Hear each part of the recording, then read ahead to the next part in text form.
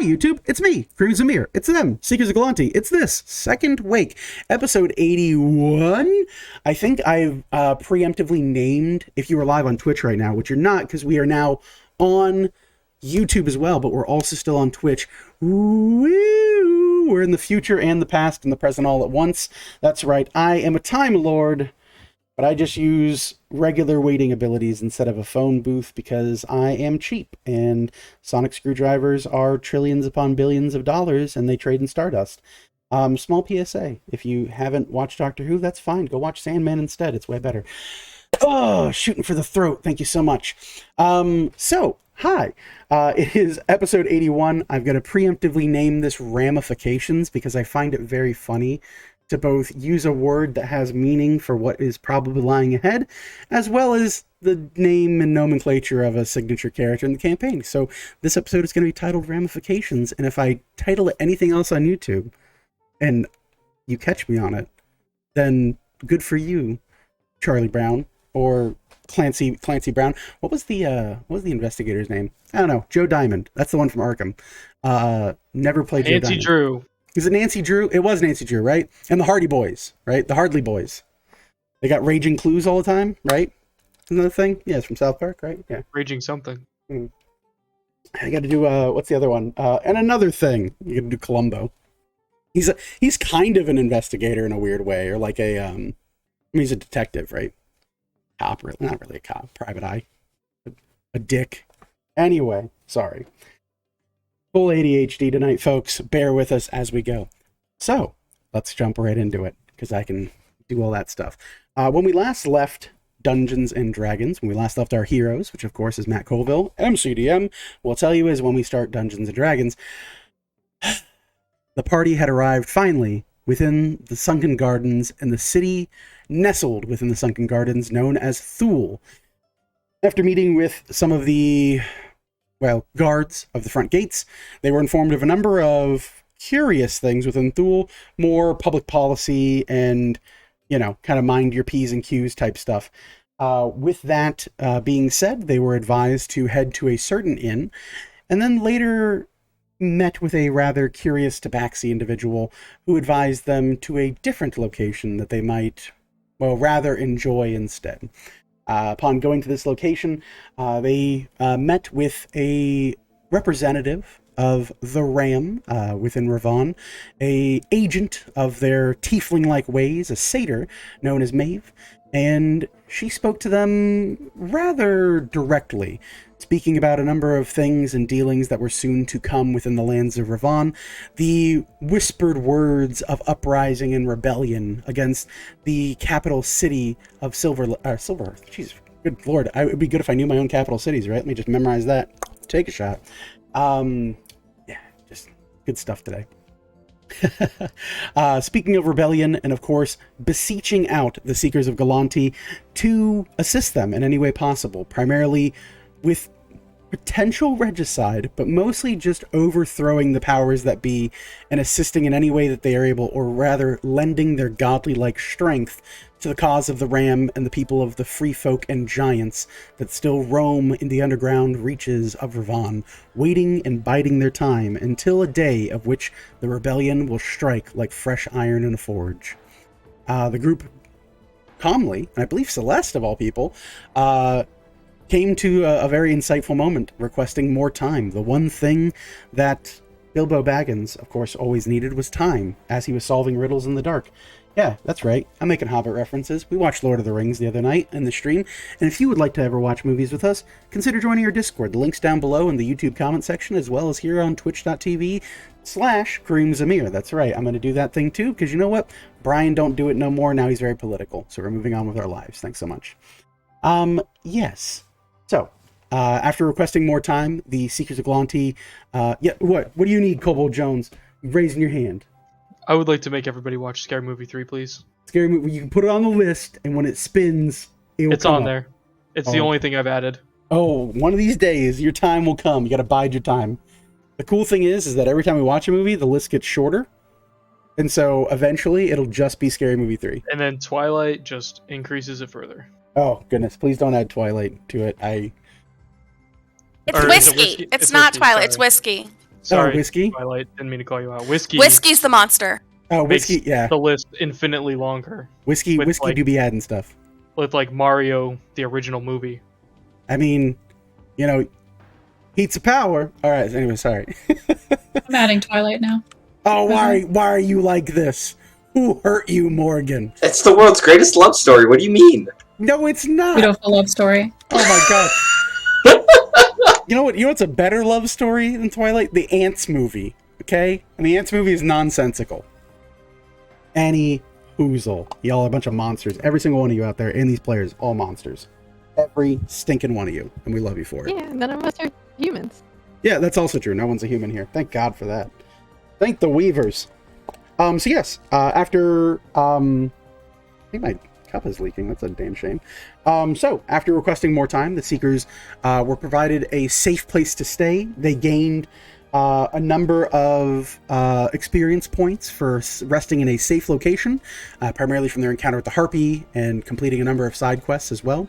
They took their time, and now we will cut back to after a post-long rest of the Seekers of Galanti. You all may update your character sheets to involve a long rest, resetting half of your total hit dice, removing exhaustion if you still have a point of it, and of course healing to full and regaining all of your spell slots.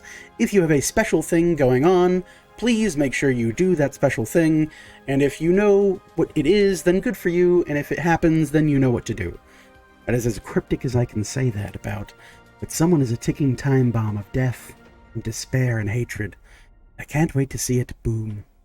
Did Jonesy eat more corn? Specifically, yes. I think I love corn. he's up all night honking his horns to corn, corn, corn. Anyway. I love that that's said, and I assume it applies to multiple people, honestly. Wow. But I cryptically bait a whole party of people that all have secret agendas going on and no one knows about them. If you're the only one in this group that doesn't have a secret agenda, ooh, that's a scary time to be alive. My agenda is so secret that I don't even know it. Oh, dang! He's waiting until, like, Snowflake is said, and then he'll be activated. He'll be a sleeper agent. Like, he was a lich the whole time. Okay, that'd be great, though. So, yes. Seekers of Galanti, you get in a long rest. You hear the soft ringing from down below as breakfast is being prepared.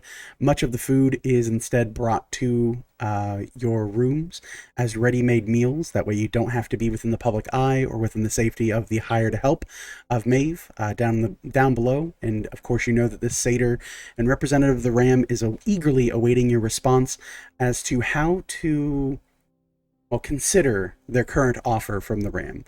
Of course, that being the consideration of lending aid to the plight of the Ravanan people, the true sons and daughters of the plains of Ravan, in exchange for, effectively, the new government owing the party anything they most desire, but primarily the forces, the hearts and minds of the people, to stand opposed to any enemy force they might need or encounter one day. With that being said, Seekers of Galanti, you enjoy of your meal, and you are welcomed into a small common room outside the the seven connecting rooms that you have been provided for the evening. If there are any things you want to discuss before heading down into earshot of Maeve and the rest of her allies, you may do so now. If not, let me know when you are ready, and we will move down and speak to your representative of the Ram. I leave it to you, Seekers of Galanti. Take it away. The helmet and disc that I have. Yes. Am I able to unattune to that, or am I like trapped in it? Nope, you're good. Yeah, it's not a cursed item. Okay, I'm gonna give it over to Celeste because I think she's gonna be able to use it better than me with the free bonus action, like no hand shield. Fair. Celeste, you were given a very worldly item. Very neat. Can I take the time to attune to that? Yes, you can. I will say, out of its bonuses, you will only get its 3 forms and none of its additional bonuses because you do not have a already existing telekinetic ability. So you'll be able to command the shield, but you won't get any of the inherent bonuses like the +1 to intelligence and the like. Okay. Okay?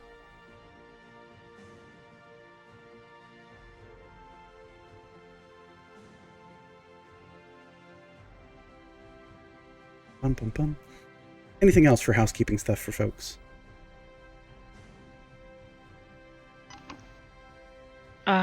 Since a couple of days have passed, actually, during the night, can I have fed Grimory a spell from my spell book to keep them satiated? Yes. You pull out a small spell. The tome eagerly laps at it before finally awaiting your approval to then crunch the page deep within, shredding the paper in the process, and growing just about a slight blade thicker as another page is added to its entries in its codex.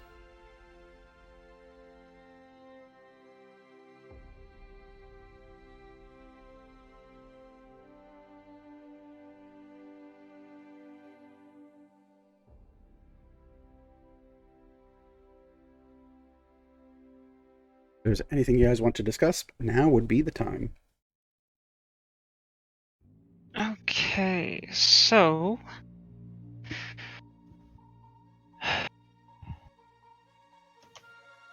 Looks like we have an offer on the table here.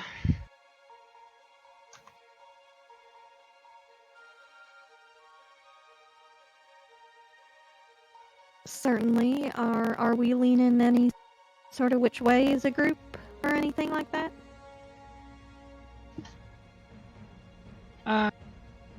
Personally, I think it behooves us to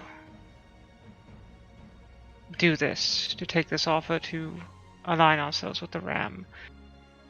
I don't have any strong feelings towards the people of Ravon. I don't wish them terrible harm, but the leadership is corrupt in the hands of a lich that hates us and defames us every day.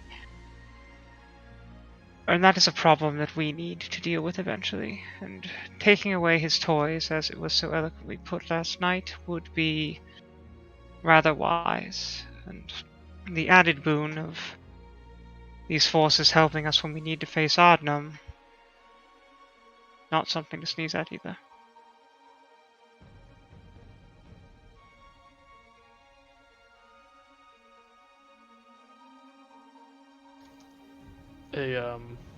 Orville, Yeah, Jones. you see any bugs, as it were, in this room here? Anyone watching us? DM, can I take a look into the ethereal? Sure. Go ahead and give me an investigation check. You got it. Mhm. That's a nat 20. Oh, there you go then. With a natural 20, Orville, you pull up the small bandana that hangs over your empty eye sockets.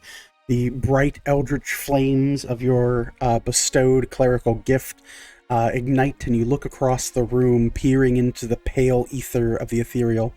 Is it just D20s? Are you a demi-lich? This is crazy. I just want to see him do it before I continue. This is great. No, you're almost there. There you go. Proud of you, bud. Got there. Got there. With that, looking across the room, you do see a number of small floating spheres that do hover gently over the heads of many of your compatriots. You note one floating over Celeste that seems to be a new addition.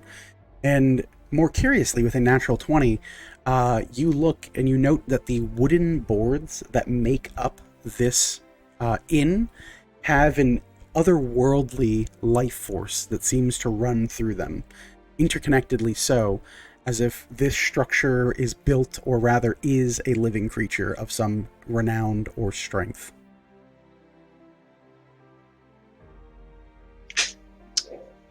Well, it looks like Celeste got herself a new eye, and there's something strange about this building. I can't quite place my finger on it, but you can tap at the boards around. I think it's living. Like a monster house? I'm going to do a quick pause here. If anyone recommends Monster House, I will time you out from the server. A terrible movie. Is that like a relative to a warehouse? Oh, fuck. Animates when the moon's full, sort of thing? You guys in a week. The dad jokes today, I swear to God. I think so, but like all the time, maybe. I don't know. That's what I thought of a monster house. Do you want to like hit it with a battle axe or something? See if it flinches. Don't Well, I mean, we're inside of damage it. the If rooms. this is a monster house, all right, hear me out. If this is a monster house, then that means right now we're inside its mouth. No, we're on an upper floor. We're probably in, like, the roof of the mouth at most. Maybe No. an eye socket. Trust me. No. As So- the only person who's been eaten by a mimic here, I'll tell you that even the upper floors, you're still inside the mouth. Okay, I have an idea. To know for sure, just poop on the floor and let's find out. Yeah, but what if it eats poop? Please. If you're going But to poop what on the if- floor, don't do it while everyone's around. All right. I got it. I'll do it. I'll take the sacrifice. Could we just ask the bard guy what's up with? We could just ask. I could try and identify the wall. But what if he's in on it? He doesn't know that he was eaten too. I mean, Oh, Jesus oh, Christ. golden hen. What if it just has chicken legs? Heard The of houses plot like twist. that, right?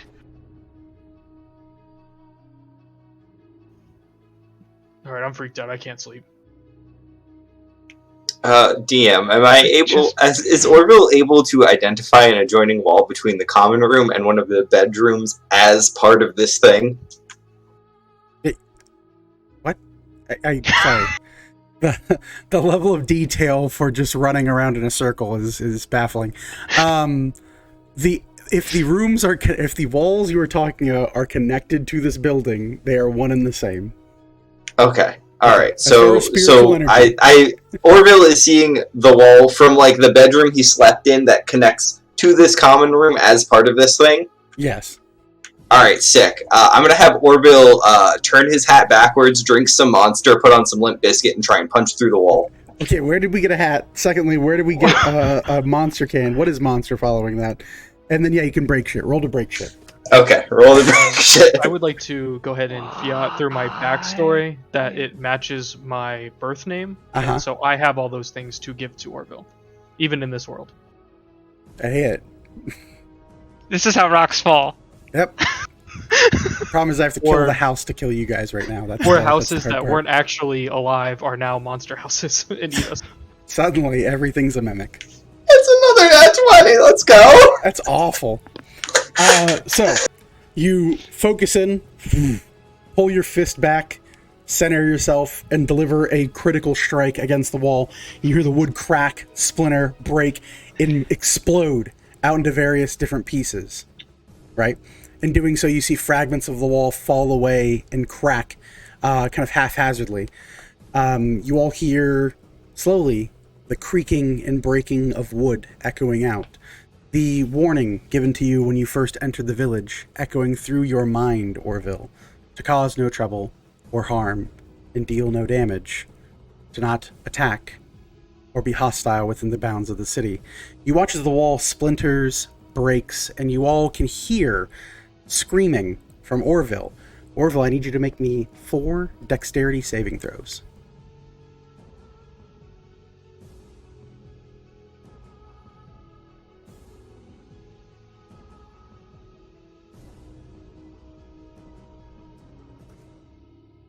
Oh boy, those are not good numbers.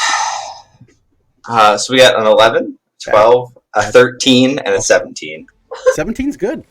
For anyone, I believe are you doing this in your room before you rejoin the group, or are you doing this inside of the group? From the common room into the bedroom. Yeah, Okay. I asked him about it, so So you've peered in. so this For is any- all my fault. Yeah, for anyone watching, you watch as Orville's fist crushes through, especially with his trait to bludgeon. He breaks through the wall, almost tearing it apart, like a trained master of martial arts, tearing through breaking boards. As it falls apart, the wood lands on the other side of the room, causing a large hole, a ruckus, and a cracking sound. Orville, as you stand there, fairly impressed with yourself, you can see through the ethereal, the life energy of this building slowly focus in on itself. And you can see as the wood splinters and breaks in a refractory sort of period, long vines rip through between the boards of the wall and launch themselves. One wraps across both arms, another wraps across both legs, the third wraps around your neck. The fourth, you manage to move out of the way as it attempts to gain a grapple across your waist. Seekers Galanti, you look as Orville is lifted from his feet and is now floating, held aloft by long, thick, ancient-looking vines that now have ensnared him and slowly begin to drag him towards the opening of the wall. What would you all like to do?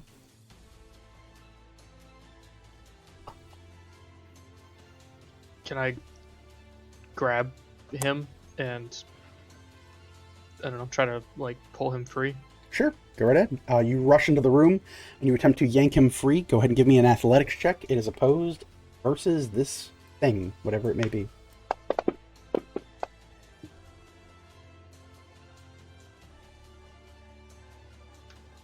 17. 17. For clarity, I have a 17 on dice plus bonuses. You go to yank, and Orville immediately slips from your grasp and is pulled further towards the wall.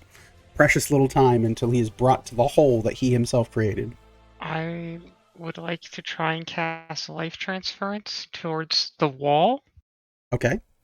So what do you do? You take necrotic damage to try and heal it? Yes. Okay. Very good. Let me double check life transference real quick.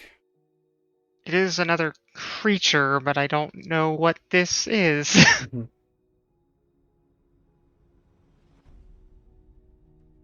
All right. The wall itself is an invalid target, so you would not be able to target it with life transference. The tendrils do seem to be alive that have been hiding between the walls themselves. Can I target the tendrils? Sure, they just don't seem to be damaged at this point. The wall has So been I broken. can't. It's not like an apology of Correct. like offering life. Yeah. Can you Okay. mend them if they're walls? The walls can be mended. They are wooden walls. It's just these tendrils that are now dragging Orville ever closer. Yeah. I will say here, as we're thinking, Morgan, Celeste, or JJ, is there anything either of the three of you would like to try?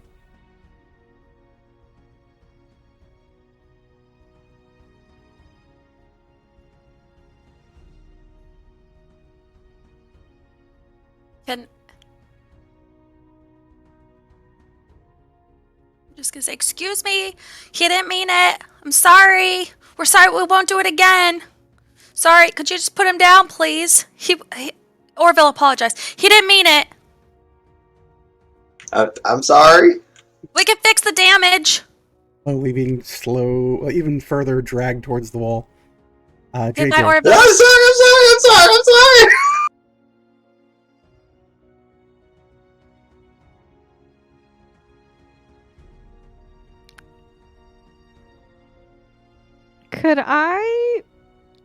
Could JJ grab Orville's hand? Mhm. And cast. Or no, she's gonna grab him by like the scruff area. Okay, back of his neck. And she's gonna cast polymorph Okay. and turn him into a cat. Okay. And just yank him while he's polymorphing, because then he'll be smaller. Sure, I'll give you that. So maybe it's easier to pull him out. I'll let him make you can make a dexterity saving throw at advantage, we'll say. Go ahead, Orville. See if these vines are quick enough to still enrapture your cat form. 16. 16. You yank, you turn him into a cat by the scruff. You hold him aloft. 2 tendrils on his arms fall free. 2 tendrils on his legs fall down. The one still wrapped around his neck choke vines him and wraps completely around his midsection. You look as you're holding one other side, now in a tug of war with this vine, as the wall shakes again. And rising up from between the boards, you see a large, bulbous-like flower that slowly opens and blooms, this kind of tender, honey-scented ichor pouring down onto the ground of the inn floor itself. Morgan, anything you would like to attempt?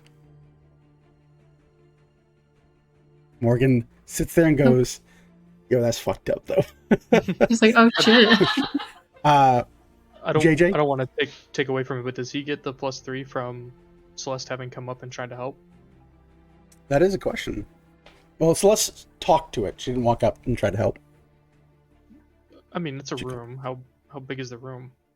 Your rooms are big enough. They're like 30 foot by 30 foot. Like, they're nice rooms. If you guys were in the hallway versus that kind of stuff.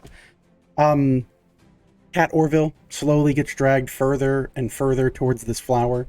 JJ, you now note you are being dragged along by a daisy chain of a cat, a tendril in your arm.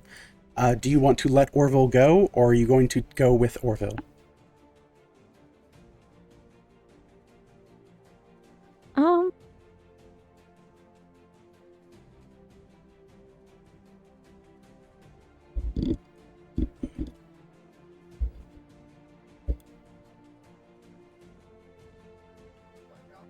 She'll drop him. Drop him. You release Yeah. the nape of his neck, and you hear meow as Cat Orville is dragged into this large flower. It snaps shut, and you hear a gulping sound, and slowly the bulb retreats back into the wall, slides back down in the crevices. The vines move and grab the spare boards, place them back where they belong, and you see a flash of this druidic green light mend the wall itself. Orville disappears from view. They probably took him to jail. I Meow. told him not to do anything. So he's probably in jail right now.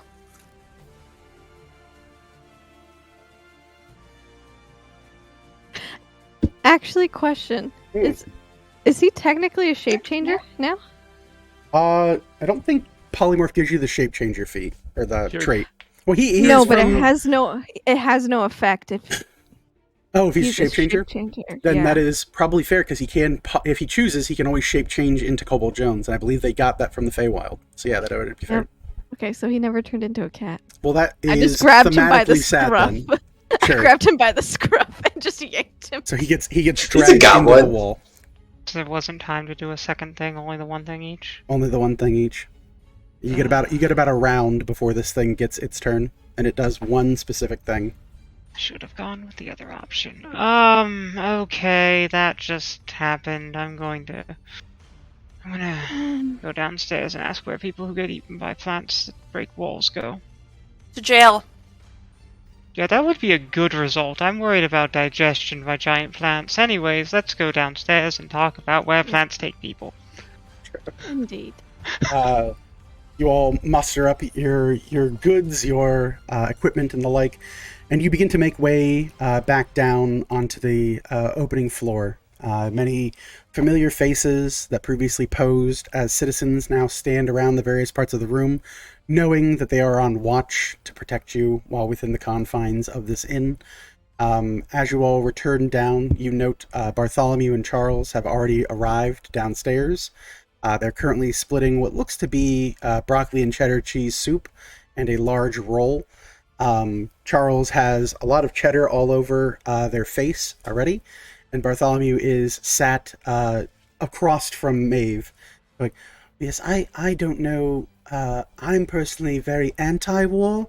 I've never had good experiences with war per se, especially war involving pepper negotiations. That is a very difficult war to negotiate. But if the Seekers are into it, then I think it'd be... Oh, good morning, Seekers! Hello! I was just talking to our friend here, Maeve. She's rather interesting. You again see this tiefling woman give you all a nod and kind of a knowing smile. Her ruby red lipstick kind of glinting in the candlelight of the inn. She looks to you all over and she goes, "Well, good morning to each and every one of you. I trust everyone had a good night's sleep, yeah?" Yeah, the night's sleep was good. So we had a slight issue this morning. I guess Orville noticed something about the building and then decided to punch a wall, and then a plant came and ate him. What happens now? You see a number of people who are local to Thule go, "Ooh." They all kind of immediately have this like, oh, not good look. A few of them look away. Maeve looks around and is like, well, come on then, I'm not from here. What happens to him? I was told there caused no trouble in here and no violence on the premises of Thule. What does that mean? You see a individual slowly step forward. Seems to be a rather slender-looking tabaxi, like kind of like a long hair cat, much taller than you met earlier. And kind of goes, there is a condition to living in Thule. It is that you do no harm. You bring no negative energy with you from the road. That the sunken garden will protect any within its boundary. The garden provides to all here. You will never know hunger. You will never need shelter. The garden will protect you so long as you follow the rules of peace within here. If you have violated the peace, then your fate is in the hands of the Grove Keeper. I mean, Orville should be fine then. So it's like y'all's version of jail. Not exactly, no. It is, we actually have a regular jail for thieves. But you have to be able to prove such a thing, which is very difficult. This is more of a, well, Assault and battery? I wouldn't say that either. It is more to say, Alleged. your friend, I pray they did not owe you any coin. What, is all his coin going to be gone when he comes back, or? No, you just may never see him again. In the 15 or so years I have lived within Thule, no one has ever been found not guilty of the Grove Keeper's judgment. Well, where can we go to meet the Grove Keeper so that maybe we could talk to them? It seems to have been a misunderstanding. You see, normally we get watched, and so I think he was nervous that we were being watched, and so he was just trying to protect us. It's a simple misunderstanding. It happens. I'm sure you understand. It is not up for me to be understanding. No. No, I mean the Grove Keeper, I'm sure will understand. We just need to go talk to them, whoever they may be. Oh, yes. Well, you may go to the northern side of Thule. There is a small vine cart that will lead you into the sunken gardens. From there, however, your safety is in your own hands. Miss Maeve, you have been very generous in hiring, but we do not oppose the Grove here. The gardens themselves are fraught with a number of strange and curious creatures, a menagerie of beings that have not existed on the face of the Everwield for hundreds of years. But I mean, they can't cause harm. Because no one's allowed to. They will cause harm, very much so. They do not care of the repercussions, for many of them are endangered species. We put They harm in follow endangered species? We can't be harming No, endangered if species. we harm any of That's them, we immediately are also going to flower jail. Mm-hmm. This would be correct, yes. It is why not many venture into the gardens. Save for a select few that I have heard rumor of. And who might that be? Individuals of which I do not know their name. Simple stories, rumors of those that are so fleet of foot they are able to avoid the dangers that lie within the jungles and the garden depths themselves.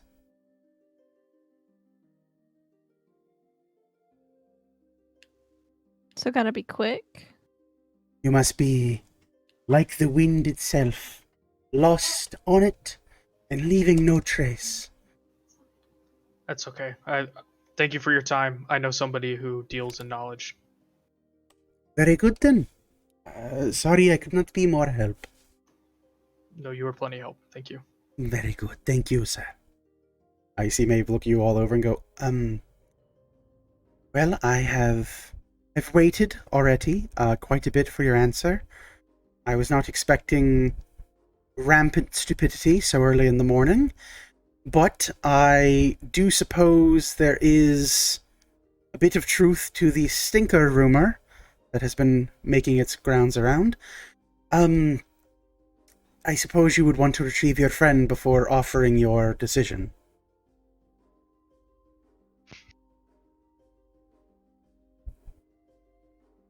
Yeah, probably. That'd be best. Yep. Last thing we need is to agree as a party of. How many are we? Do we. 1, 2, One less now. 3. I wouldn't count him out just yet. Yeah, that's what I'm saying. I don't want to count him out. So we gotta go get him He's pretty Agree. quick on his feet too. when he's not in the mouth of a flower. Yeah. Mhm. Super quick. We don't know what's gonna happen. Also, an once he upstanding gets citizen. Doctor, Sure. or doctor's assistant, I should say. A PA. there. Absolutely. Saved lots of lives.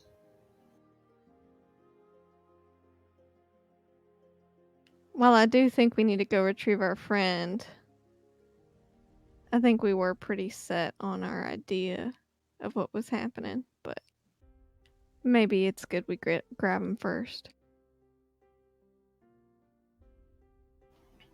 Yeah, I'm surprised that you didn't expect this, to be honest. They're obviously not spreading truthful things about us. If you thought that stupidity was not going to be a part of this. I had hoped that you might be restrained in lands of which you are not familiar. My apologies. We're not familiar with any lands. Anyway, I know a guy who might be able to help us out. Good then. Perhaps you be finding that man, and this can be resolved amicably. Yeah, we'll be back within a fortnight. Right. No, but Jones, what? Miss Maywood, sorry about this detour. We are, I believe, leaning towards interest in helping you from what we've been able to discuss so far, but we do have to deal with this, and you have my sincerest apology for that. Right. I will, of course, be reporting to the Ram that the Seekers of Gulanti are lacking in their ability to respect the cultures and rules of societies they visit, and they are illy knowledgeable of such things. I believe that is pertinent information if we are asking you to fight a war on our behest. Rather alongside us. I mean, we gotta mess up a lot of cultures to do what you want us to do. Specifically one culture, sir. I do not know where you were raised to be such a way. I don't know. I think it's probably a lot. There's a lot of cultures within Ravon, and we're gonna mess them all up. Right. Well then, be well, Seekers of Gulanti. I will eagerly await your return. Thank you. She'll walk over to the bar, and you immediately see her speak to the barkeep, and they present a whole bottle of some type of alcohol. They take it and head all the way back to the kind of closed booth that you had met them initially in.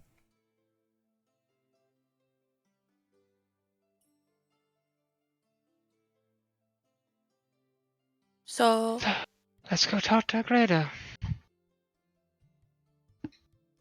Right, Jones? Oh, yeah. Yeah. Does anyone have a silver? Yes.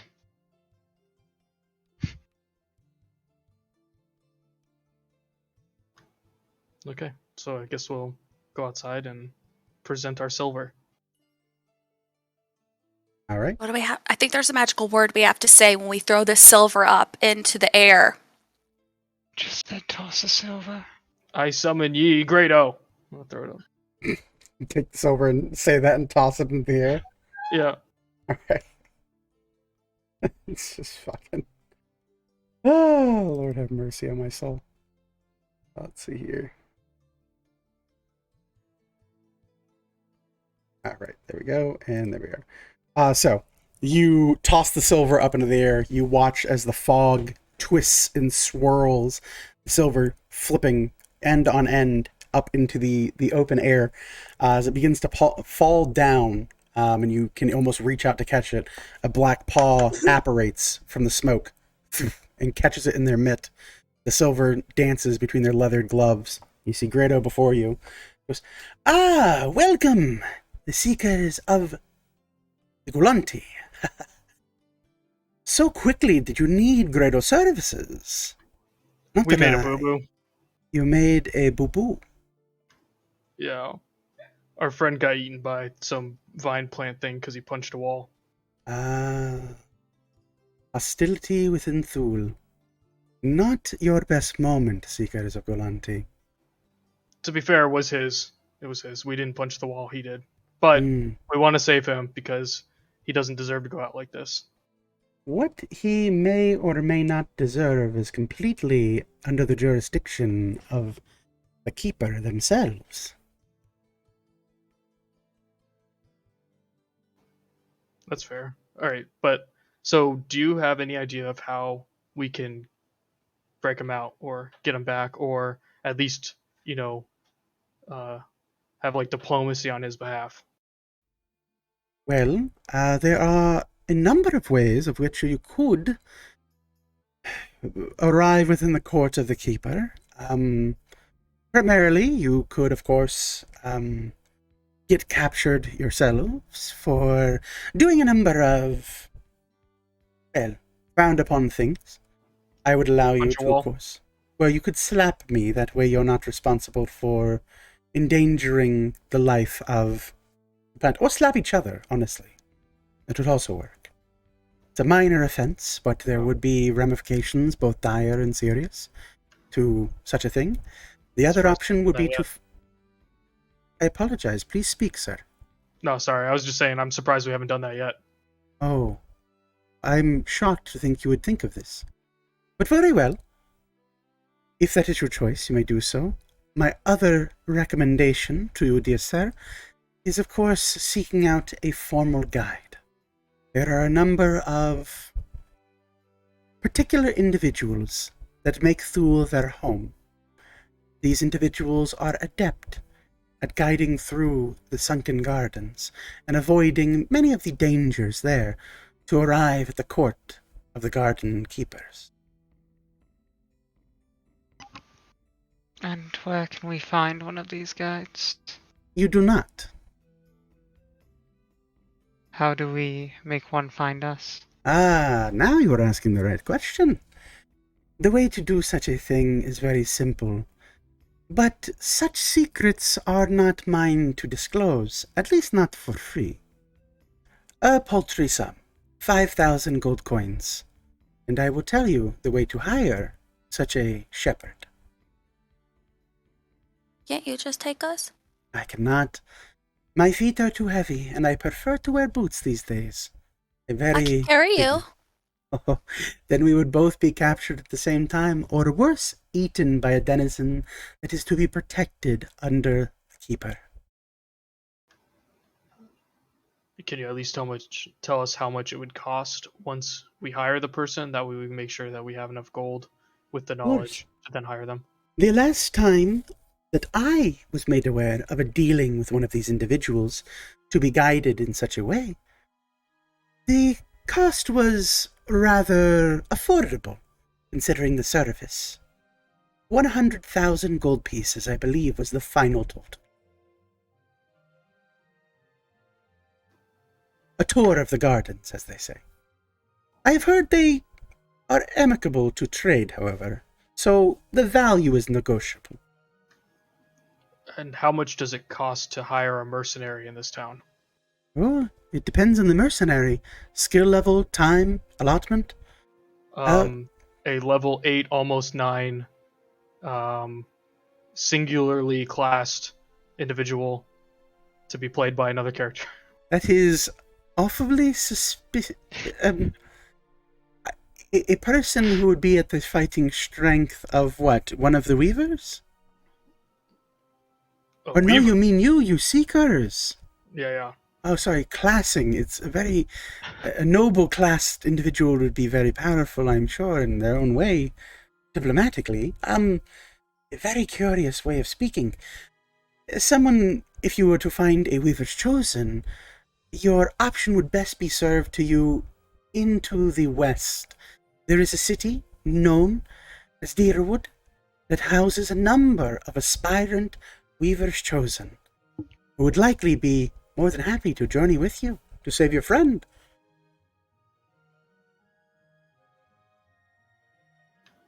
Okay, all right, fair enough.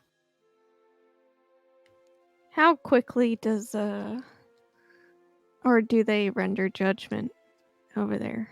I have, in my time, only known a very select few individuals who have garnered information or stood in the court of the gardens. These individuals note that the process of deeming judgment typically falls the beginning of the full moon, which of course is rather some time away. I would say you have about a week or so.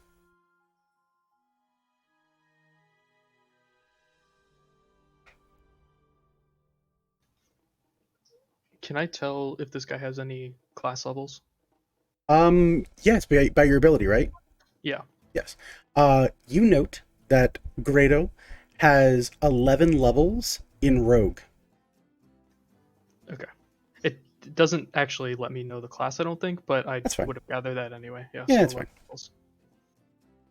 For future reference, I will just tell you the number of levels.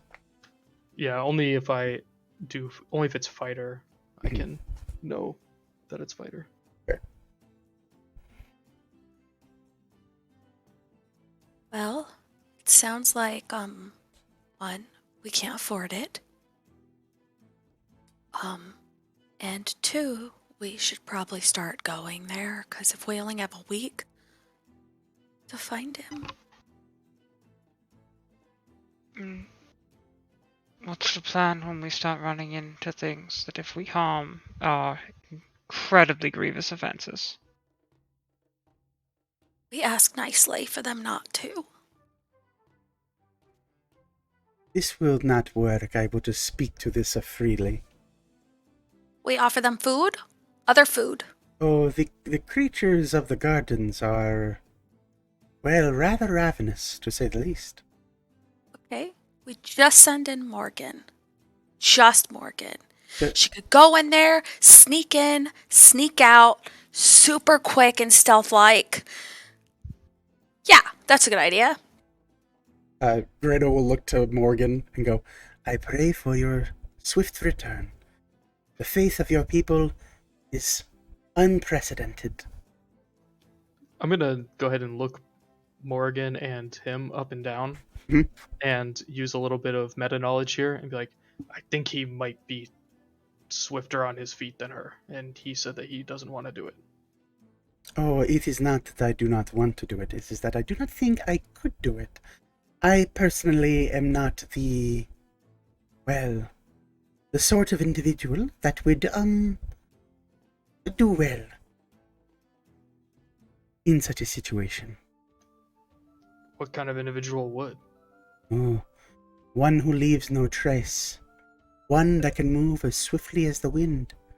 One who, when they leave their feet upon the earth, it remains untouched.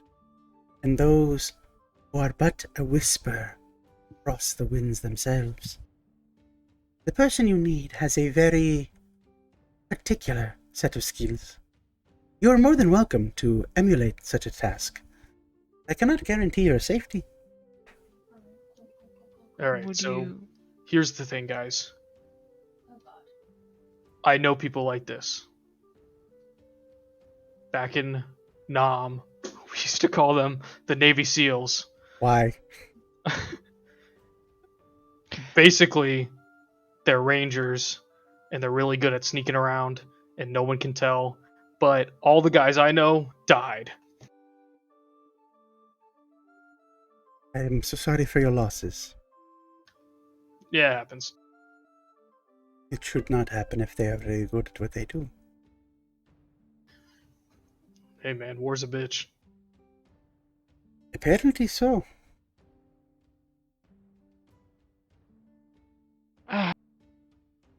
Would you know how long the journey is from the path down to the Keeper's Grove? I have been told that those who are of regular ilk, it takes them roughly a half day or so to reach the garden center itself. Of course, there are those who can move more swiftly, as the reaches of the grounds themselves do not harrow or prevent their journeying.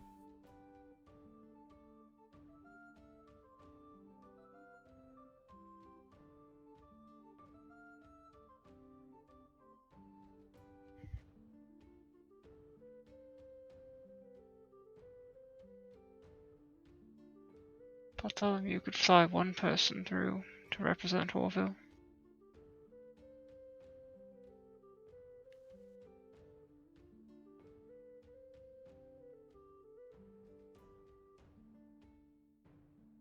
He could also fly through and maybe just grab them and go. I don't think creating more offenses is the answer to this.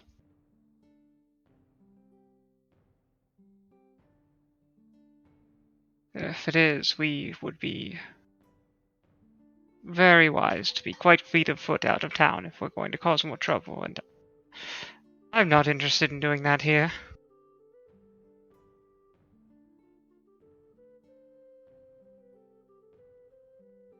Agreed. We also have to figure out how we're gonna address Maeve and the ram now. So Talk about that back inside.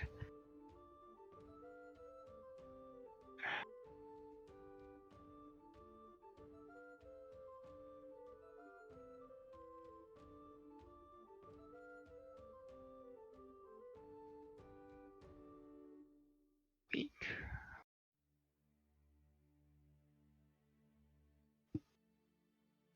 should we thank you, Grado. Should we go inside and maybe sit and figure out what we're gonna do exactly? Yeah. Do we owe you any more for the information you've given as of such? Oh, owing me? No. This is offered freely from Grado, and of course my association does thank you very much for your rather unique set of circumstances that you find yourself in. With this being said, our interactions are not currently privileged information. If you would like to keep such things betwixt ourselves, I would of course welcome a small incentive to keeping my lips pursed by filling my coin purse.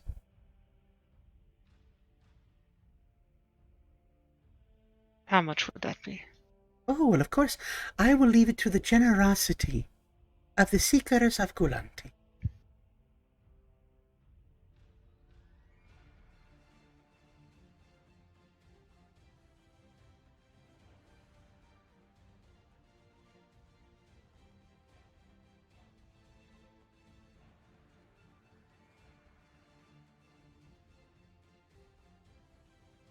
Well, I don't have too terribly much on me, but I will gladly thank you for your time.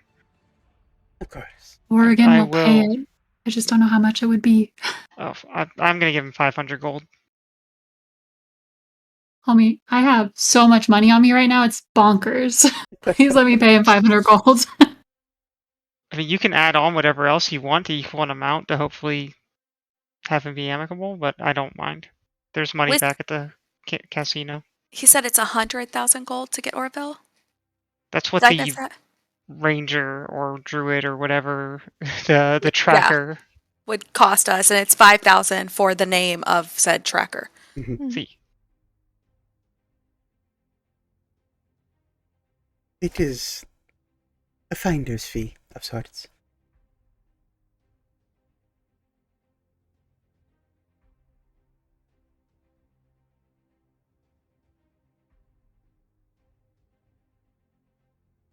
I, of course, am not attempting to extort you.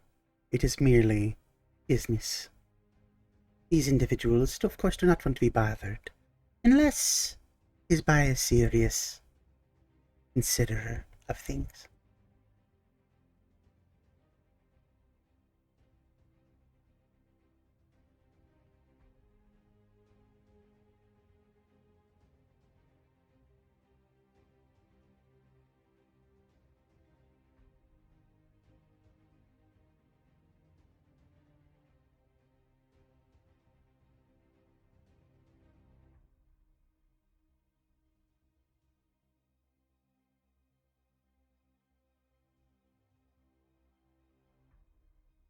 Do you perhaps need more time to consider your financial situation?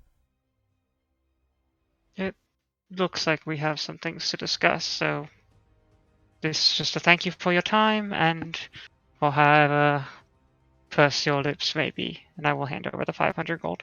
All right, you hand over 500 gold. They take it into their gloved hand. You hear it kind of like shift between their paws. As they reach down and they tuck it, all 500 gold, into their pocket.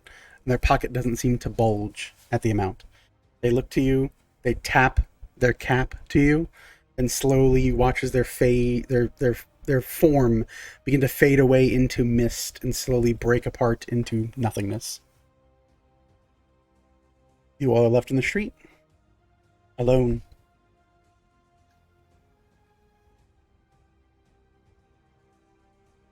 Let's go inside and talk about our options. Yep. You all head back inside to discuss your options, as you all are more than welcome to do, either via our Discord chat or in the Second Wake live meme or follower discussion. That is up to you guys. But let's go ahead and cut back over to our other member of the party, dear Orville. Dear, not a cat Orville, because we found we couldn't turn you into a cat after the fact. You do got cat scratch fever. I'll give you that. All the way through. So, Orville, a series of interconnected vine work begins to tear through and overall transport you via this strange plant to the very heart and center of Thule itself. As you slowly but yet swiftly make your way throughout this almost hive of tendrils, a small bit being motioned through this large interconnected entity, you eventually are deposited with a shunt into a heavy-looking brambled cage. A long series of old, ancient wood surrounds you in this open-aired cage, very tightly laced, and you can see a series of spiked and barbed vines that enrapture the cage. You currently sit, as you were deposited, as the cage hangs over what smells to be like some sort of natural acid. The cage itself softly sways in the breeze. It takes roughly 10 to 20 minutes or so of sitting, getting your bearings as you look around and you see various other cages filled with other individuals.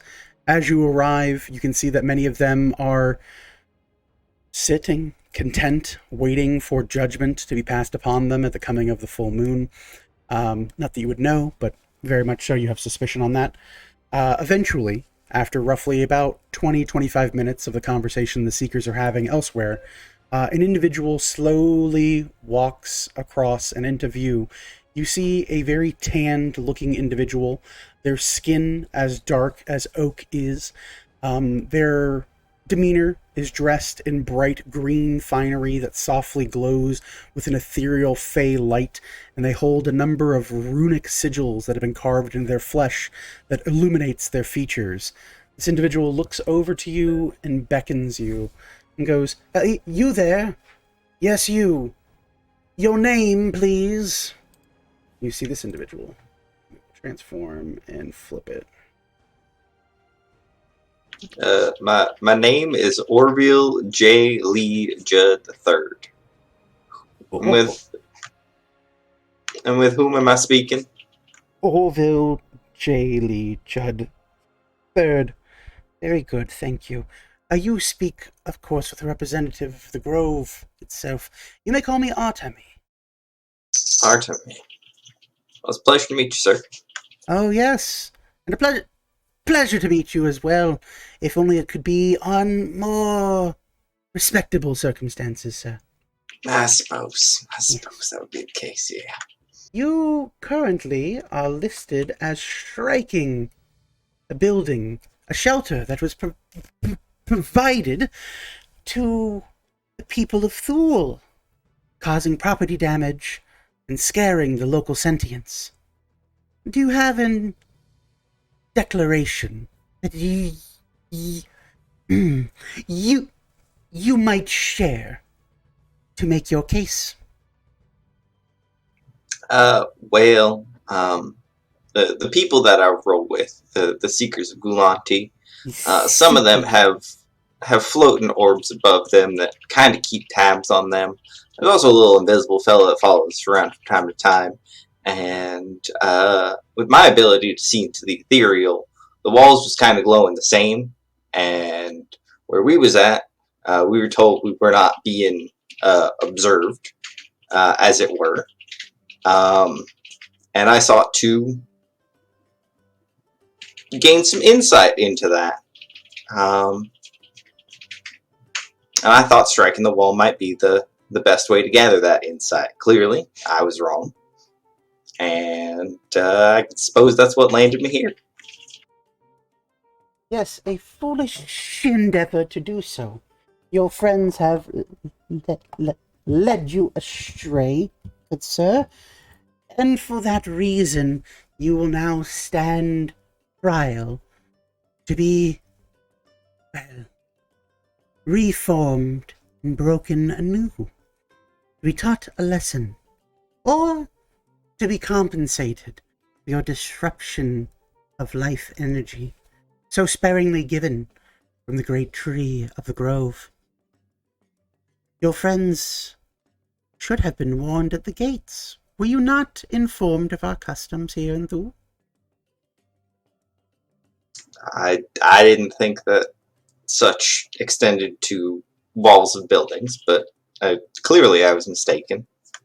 Curious question, then I have of you here, Orville, G. Lee Judd III. At what point in discovering that life existed within the walls do you think damage such a creature? To inflict harm upon another so freely, without consideration of what that thing might be feeling.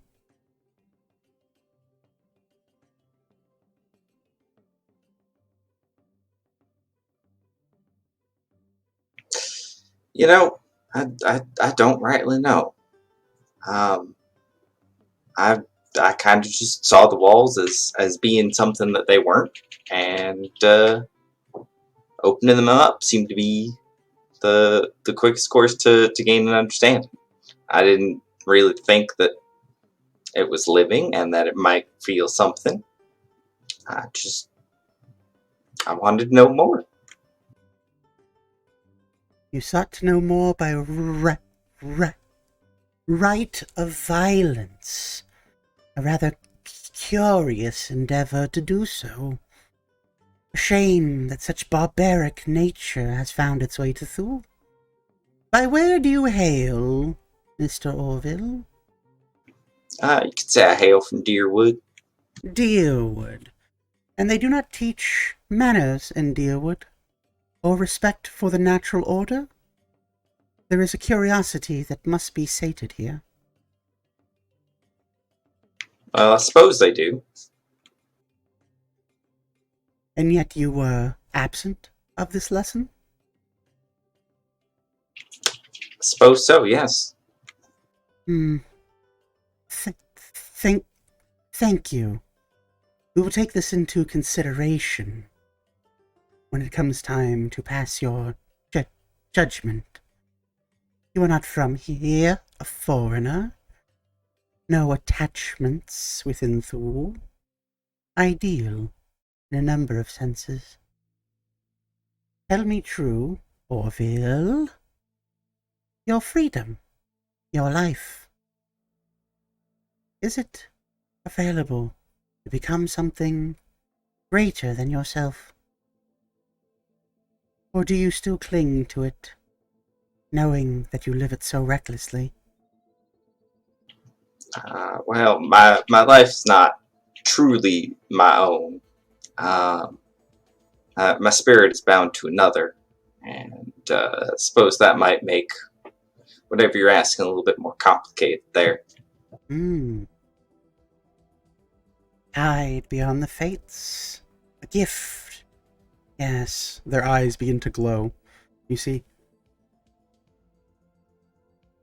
Oh, a blending from beyond the veil of the Fey wilds.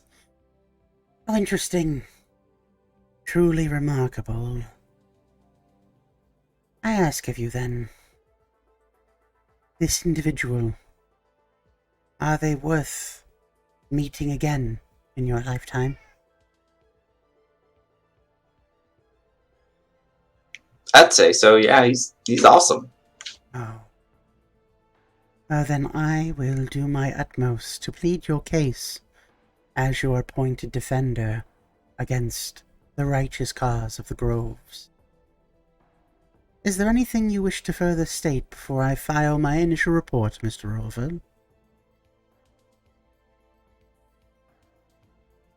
Is there anything you might suggest I state? Only but the truth. Thusly, we have found that you are an individual far removed from our culture, who are specifically instructed to not cause harm or violence while on the premises of Thule, that you are a barbarian of sorts who learns by inflicting pain and suffrage on living things.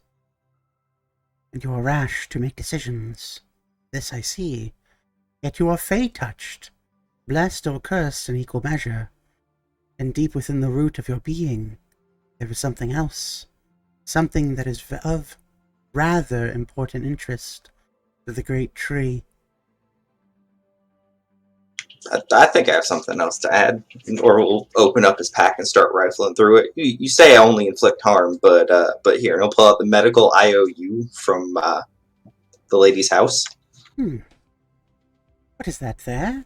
They reach their hand out, and you see a vine from your cage sprout free and wrap itself around the edge of the paper. This is an IOU from when Deerwood was attacked, and I helped save. I believe it was 5 lives. Might have been 6. 5 lives. Curious. May I keep this for your record? I suppose, yeah. Very good. The vine pulls the parchment from your hand. It tilts it through the inside of your cage and deposits into Artemis' hands, and they look it over. Go, hastily scrawled, but evidence that you are more than you appear. This will be good to start and review, Orville, Mr. Judd. I ask of you following question. Why have you come to Thule? What is your business within the city? Oh boy, we had a meeting with the lady. I believe her name is Maeve. Horns. The furry satyr. Is that what they are? Satyr in town. Yes. We had a meeting with her about some business, some future plans. So business is your reason for arriving in Thule.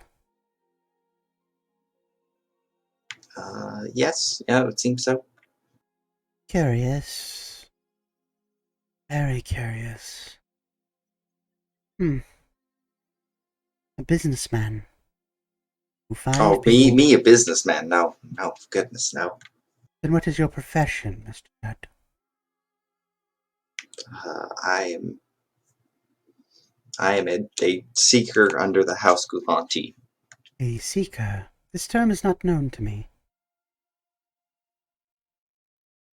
I am a Weaver's Chosen. This would further explain your eminence. I will make note of this. This eminence you speak of, is that with the glowing eyes like I got? And he'll lift up the... No. The curse that has been placed upon you is of no concern of mine.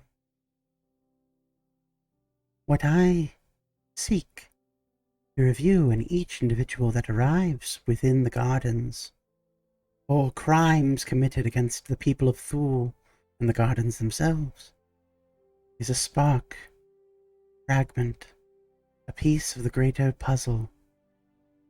One that I can clearly see resides in your very soul. A curious thing.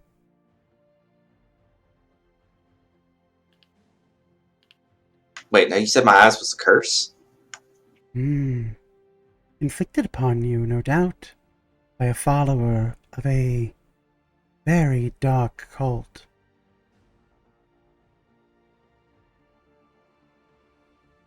I suppose you could say that about the felon.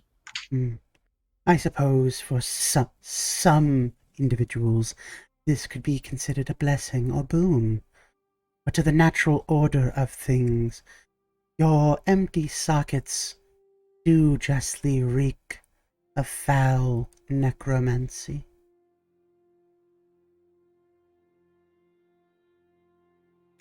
Yeah, that's probably what he did to do that. I never really thought about it that way.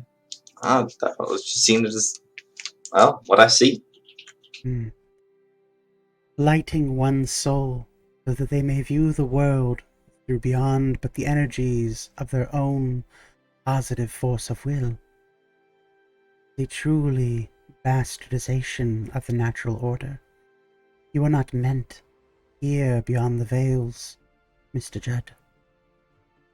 Such a boon is likely not given easily, but it is curious you use it so freely. A shame if this was thrust upon you without your consent.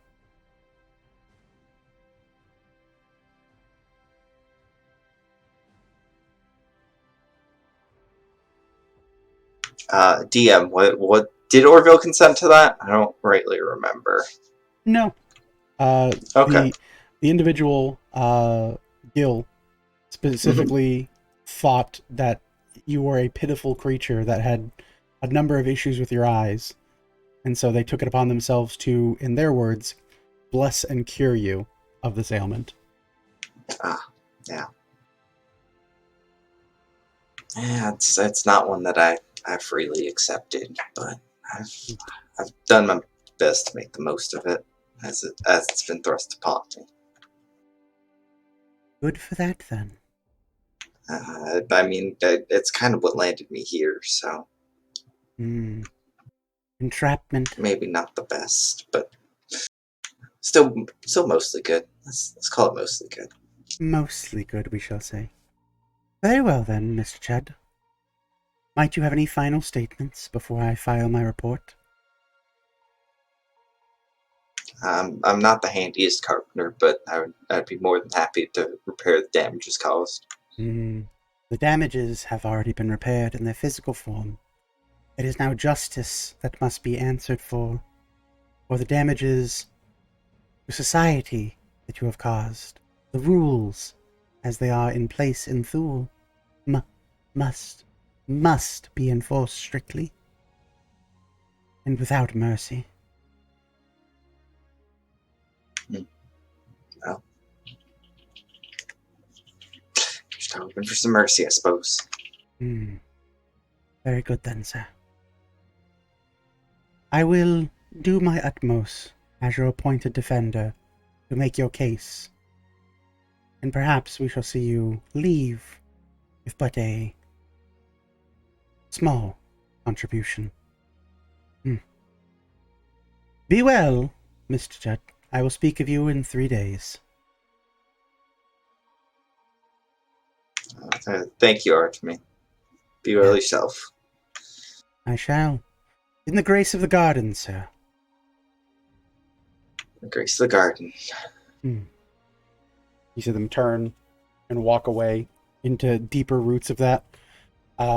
You note an individual in the cage, like kind of about 15 feet from your cage, leaning over and has been watching this conversation.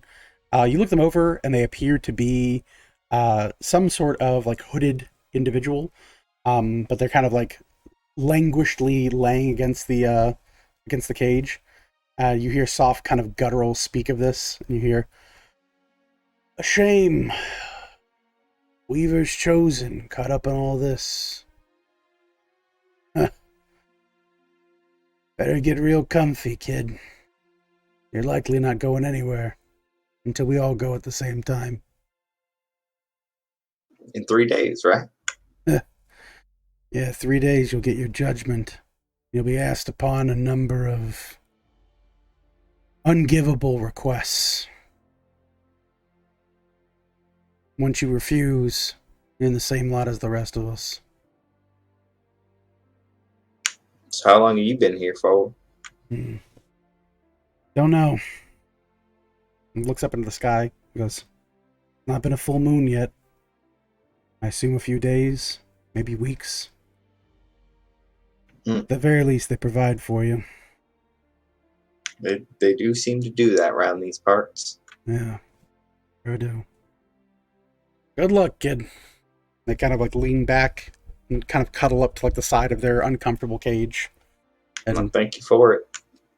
yeah, they kind of get like a grumble in response. Scene fades back into the tavern. The Seekers of Galanti sat around a table at the inn. Seekers, you have had time to discuss what is going on. What is your plan of action?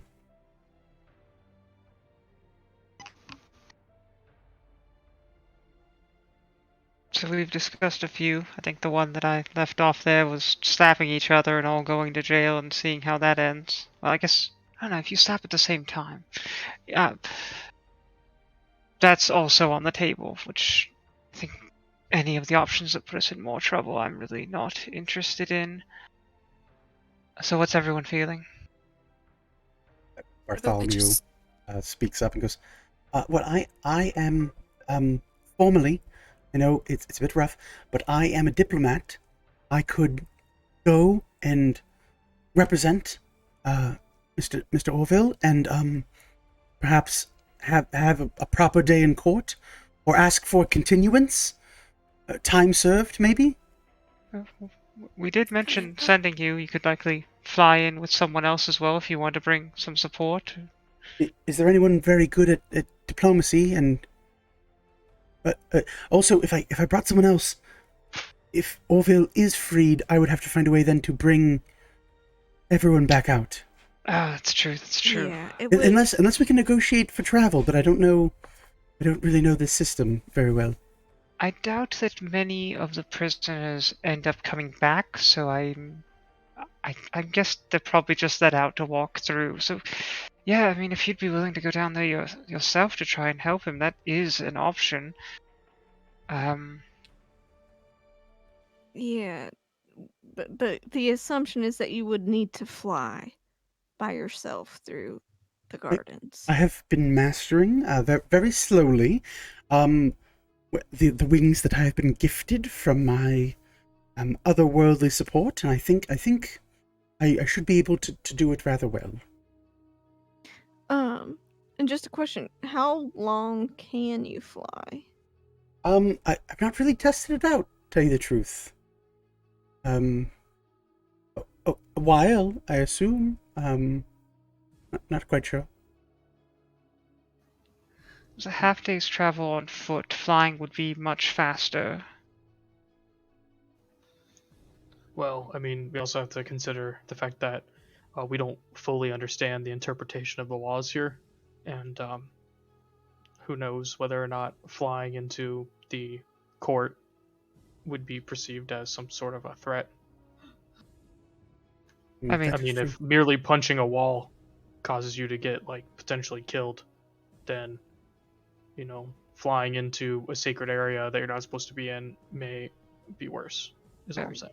Grado did describe the path to be there as those who can, have their feet leave the ground and not need to arrive and land until they are where they need to be. Yeah, but then, like, he didn't elaborate further. Like, do they break them out? Or, like, is it you get, like, a touchdown and then, like, you get whatever you want? Or... I think there seems to be laws here, so I'm guessing an acting diplomat to stand in as defense if Orville's likely representing himself. Maybe I should just try and cast send him a message, and see how he's doing. Hopefully we can get one to go through, but we could try that and just check on him first. Absolutely. Okay. Give me a second. Let me figure out what I'm gonna say. Get everything done in one go. Sup, Orville? How's it going? Don't drop the soap. Dang. Or do. Or do. That's up to you. Double dang. Will help the time pass.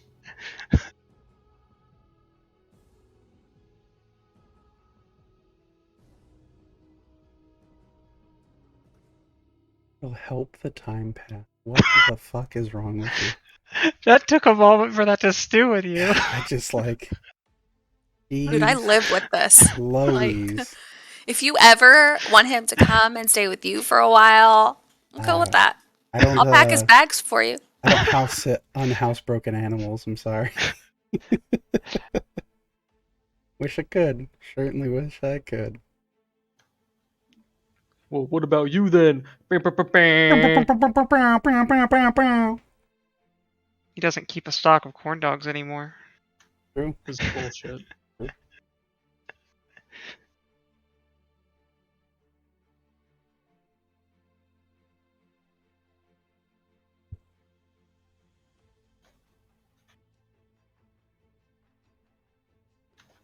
Would it be blasphemous to say that I personally don't really like corn dogs? And that I just think that they're the most mischievous food, and so that's why I made Cobalt Jones be in love with them? Behind Oh. the scenes. You're so annoying. You're getting like that, like backstage, like DVD extra commentary. Yeah, You're good. exactly.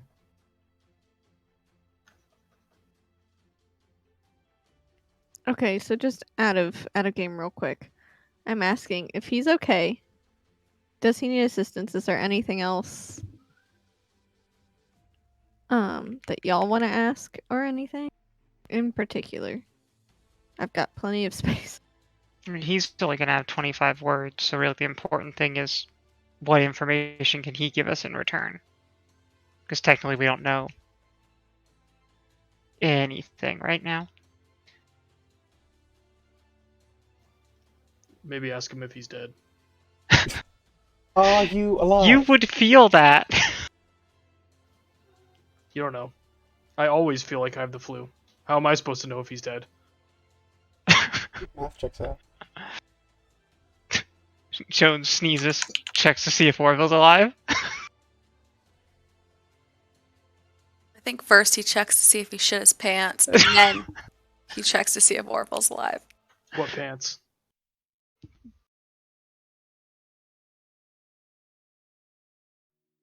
What pants indeed.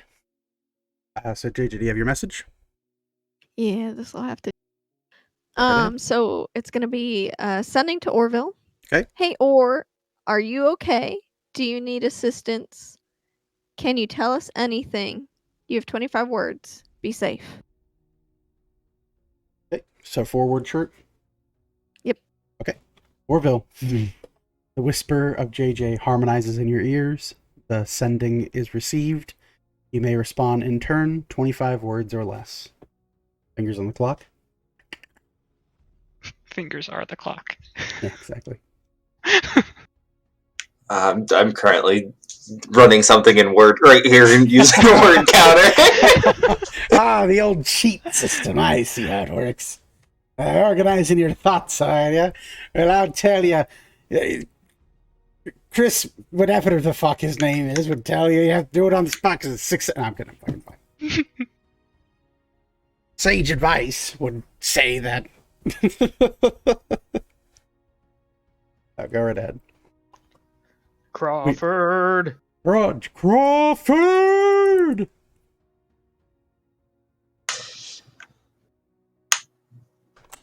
Hey there, JJ. I'm alive. In a thorn cage. Artemy is my representative. I handed over a doctor's IOU from Deerwood. Hearing in 3 days. Cool. One word free. JJ, Okay. the response. Okay. So we can send to him. So this is good. He's currently in jail. I knew it. he's got a representative named Artemis. Artemis without an S, Artemis. Artemi. It's Artemi. Artemi. Artemi. Um, and his hearing is in 3 days. Bartholomew pipes up and goes, I don't like it. I don't know this Artemi person, but I know him. You know them? Yep.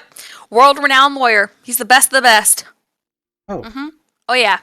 Yep. I'm surprised you don't know about him, buddy. No, I was just going to make a statement that Oh. I would be a better legal representative. But if you know this world-renowned lawyer, then I'm sorry. I guess I'm at odds and not very useful then. No way. You're the best diplomat I know. He's just a really good lawyer. You could probably go out there still. How do you know this? Yeah. Person, How do you Celeste? know Artemi? Yep. He's just. I'm surprised you guys don't know him. He's the best of the best. Okay. Actually, Celeste, are you okay? You've been a little on edge. People ask you about your home, and now the sodomy thing. Who asked me about my home? When we got here, yeah, who was it? Grado. Yeah. I mean, yeah. Yeah. Talk about. Oh, never mind. Yeah. We had just asked where we were from, and so I was just telling him where I was from.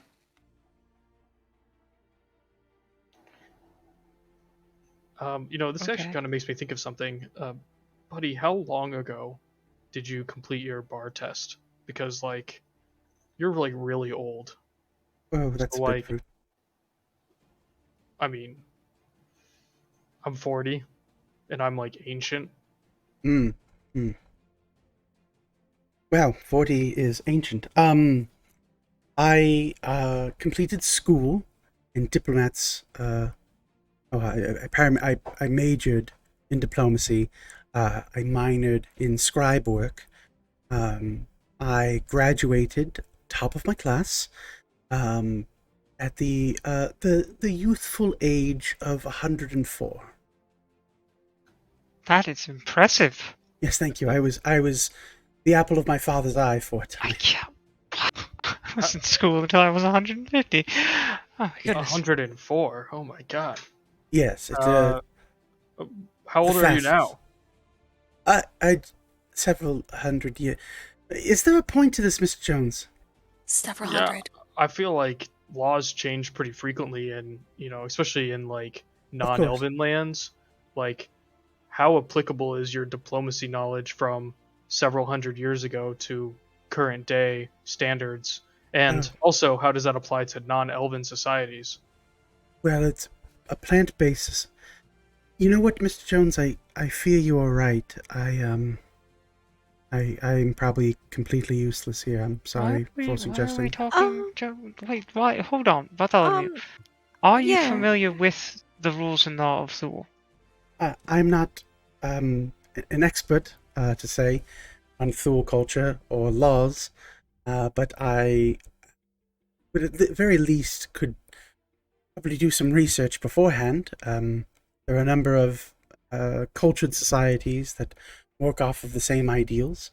I have spent a fair number of my years in Fey courts, as well as Sylvan accompaniment, and I would assume there are a number of things that are likely applicable.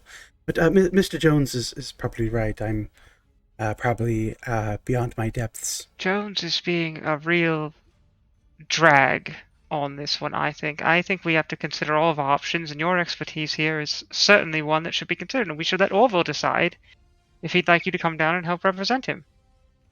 I feel like there's no better character witness than Buddy on this, to be honest. He's been around through pretty much most of it for a while now. And to be a diplomat it's no small thing. Also, he's worthy of that magic honking sword. That's got to be worth something in their eyes. Indeed.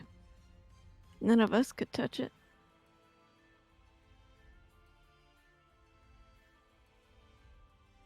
But again, there raises the point of Buddy does have to go alone, or we attempt to escort Buddy. And we could all be character witnesses as well.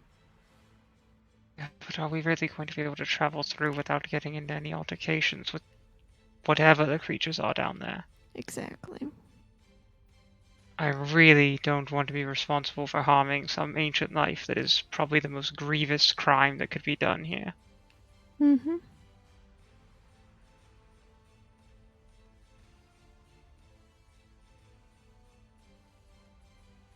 While my convictions are a bit shaken at the moment, I would promise, of course, to do my utmost to make sure Orville is returned safe and sound.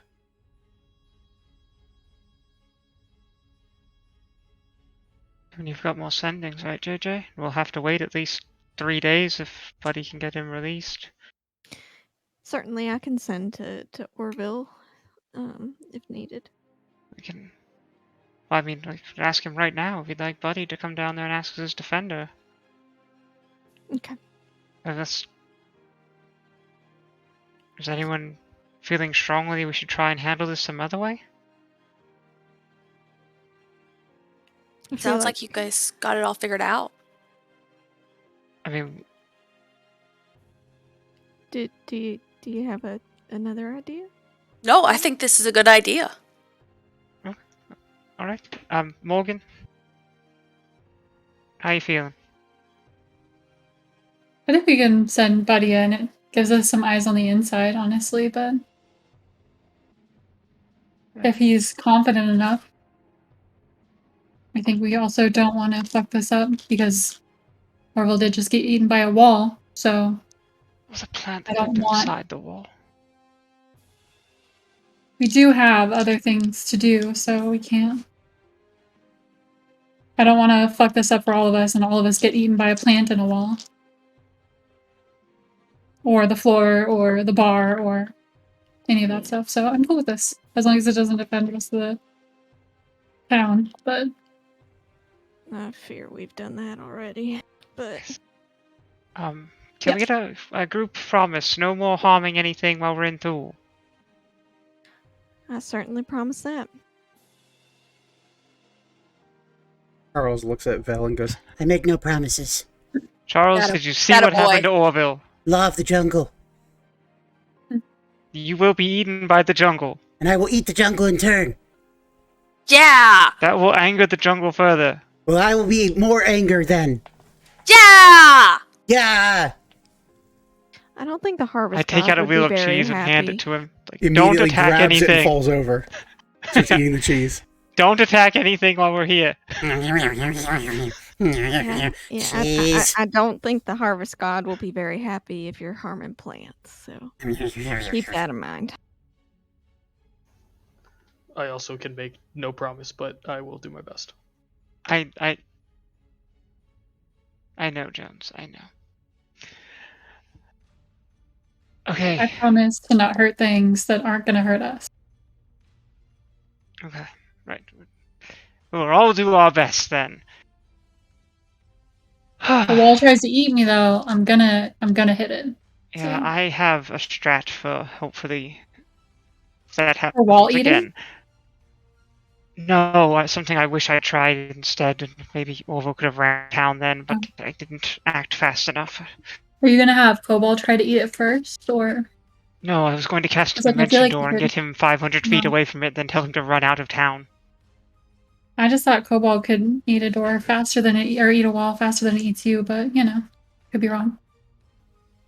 Those That's vines certainly something else we could try. are, yeah. Those JJ, vines do you are want to pretty send long. him to Orville and see if he approves of Bartholomew coming down to assist him? Certainly.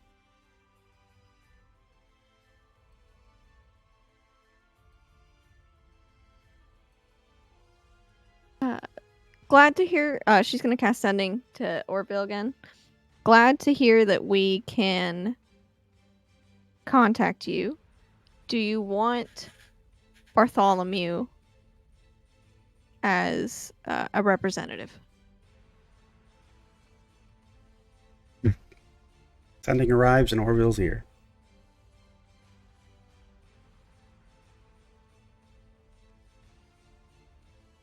He's typing it out again. I can hear it. Tippity type, type, tippity type. Good times. Hey there, JJ. I don't know if I can have another representative, but I would love to have Buddy on my side. Turns. Okie dokie. Well, he's not sure if he can have another rep. But he would be happy to have Buddy, here, there with him.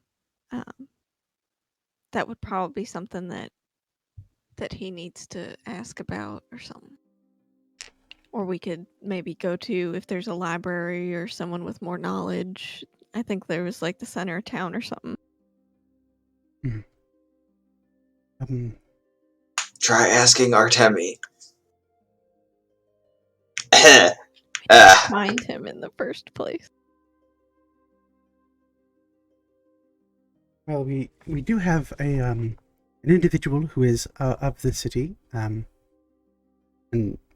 Buddy will look to the other defender in your town or your inn, and actually just ask them like general laws and things of that sort, and kind of go through there, and spend some time trying to familiarize themselves with like the rules and the laws that this one cat knows. But we'll look to the rest of the group and go, I'm not sure that there is anything that is written in stone here, in the sounds of it, that would veil us to current laws and bylaws of Thule, other than what is told at the gates by each person who enters its boundaries.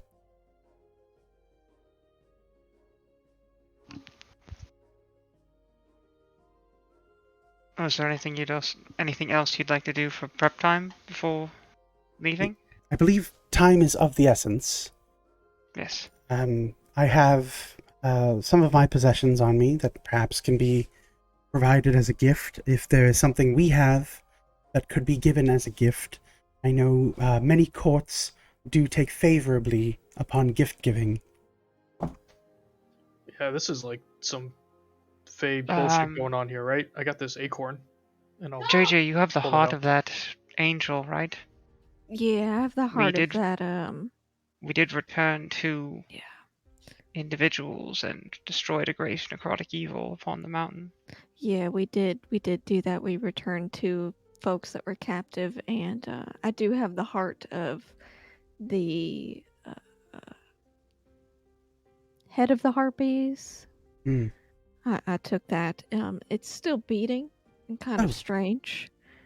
But you can offer that to them as a repayment, perhaps, to the gardens for the slights against the town and the city. Very So good. I will take it in faith, JJ. Bartholomew will take this bag of this beating heart and go, oh, gross. I know, it's really nasty. Gross. You're a heart. We should give a beating heart. Is that like Hey, Well, I it's a guess one gift. other like last ditch thing that I just thought about. That preacher guy said that we could always go to his like other preacher guy and ask for favors. I don't know if this is gonna do anything for us, but if he has some sort of a alley-oop Hail Mary, this might be the time to put that into action. Every option we have should be looked into.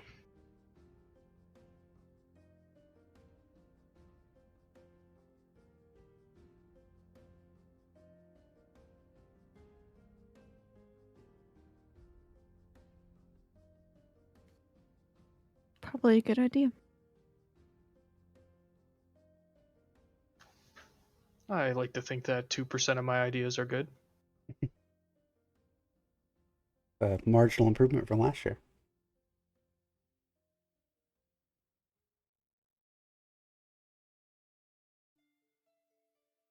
Father Baran? I have Father Baran, aka Shit Priest. He's a Chicken shit. chicken shit priest. That's the guy.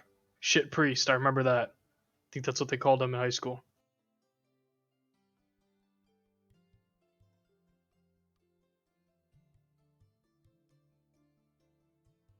Shall we go speak to the shit priest then? Yeah, maybe let's not call him shit priest to his face. Was that not his official title? Okay, What about a sorry. holy shit?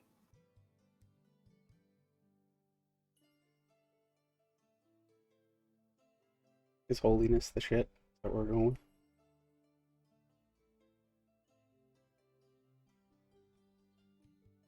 Up to you guys. What do you want to do?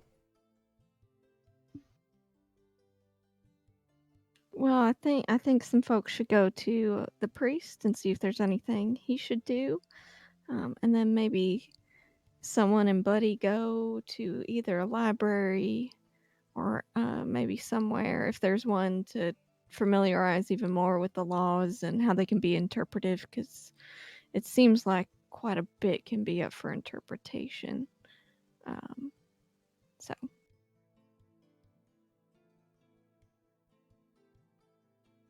That's what I asked Bartholomew, and he said time was of the essence. Would be my assumption. Typically, if judgment is being rendered in a few days, it does not mean that it will be neglected in such. Likely, a verdict will likely be delivered within 3 days, but they will most likely debate it as soon as possible. okay. I think Bartholomew should probably get going as soon as possible. Mm-hmm. And then I can send to him if there's anything we find out from the priest if we want to head there now.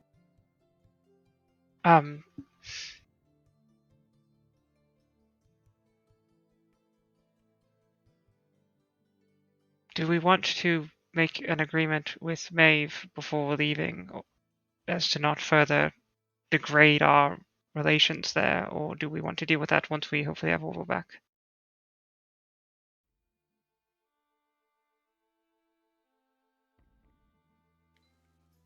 Part of me feels like if we don't confirm with Maeve,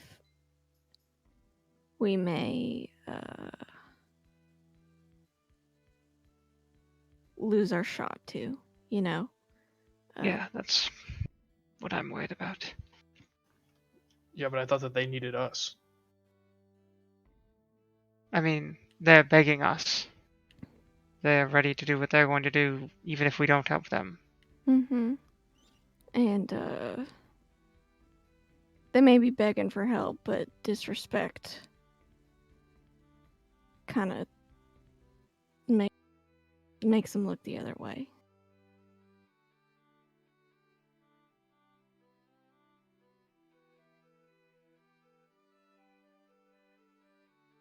It's not that I want to ignore Orville's vote on this. He's just kind of a ride or die kind of fellow, so I figure whatever the group says, he'd probably go with. I mean, I guess in that case, we could just hold a vote now, and if he would be the tiebreaker, then we just don't make the decision without him. But I don't know that he's going to be a tiebreaker. Yeah, alright, so let's make the decision now. If you all want to go and speak to the priest, I'll stay here and negotiate terms and make agreements with Maeve, and Bartholomew will get on the way. So I'm in favor of assisting the Ram.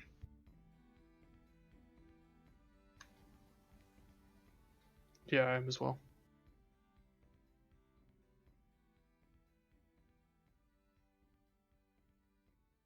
I am as well. I am as well.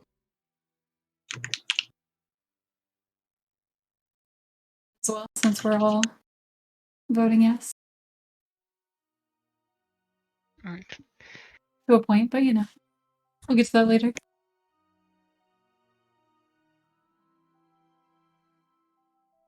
We'll get to what later. I'm assuming the details of the deal. Morgan. Oh, sorry, I said mm-hmm. Oh. And depending on I guess how far we want to help the ram, if it's in our best interest.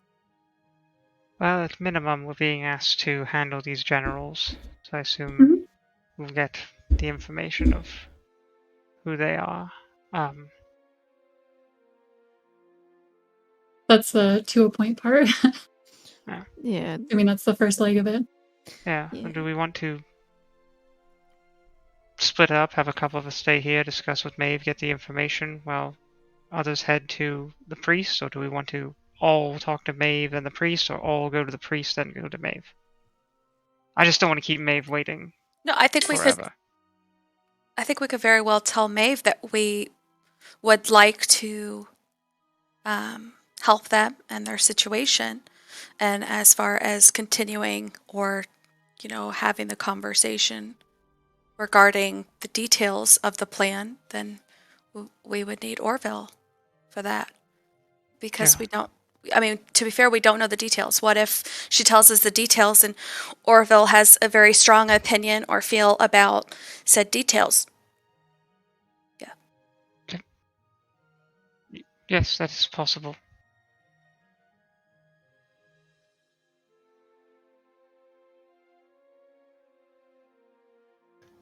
Well, what I've always found works is that when you're making negotiations, you just be like, "Yeah, we're probably down. Give them one of these numbers here. I don't know if this. There you go." And then we can go do whatever else we need to do.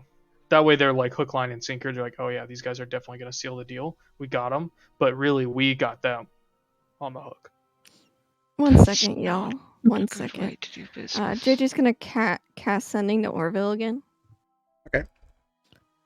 Hey Orville, quick question. How do you feel about working with Maeve and her employer? And do you have any stipulations? Take care. Be safe.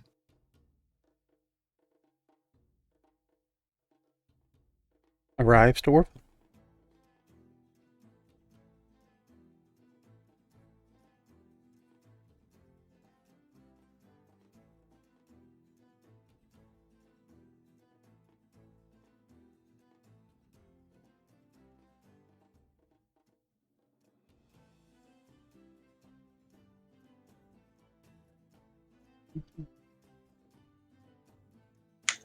I'm for working with Maeve. No stipulations so far. I'm as safe as I can be in a thorn cage over acid. Take care, JJ. Love Okay. it. He's as safe as possible in that thorn cage over acid. But he's down to work with Maeve and no stipulations. And then we're in unison then. Shall we go let her know and then head off to talk to the priest? Sounds good to me. Let's do it. Bartholomew, Yes. are you ready to venture down into the garden? Yes, I do suppose I'm as ready as I'm going to be. If that's all right with everyone. Do you need anything else? I can't think of anything else to take. I'm bringing a gift. I am knowledgeable of the task, and I hope to see Orville freed and returned to the Seekers of Glonti. Do you know the way?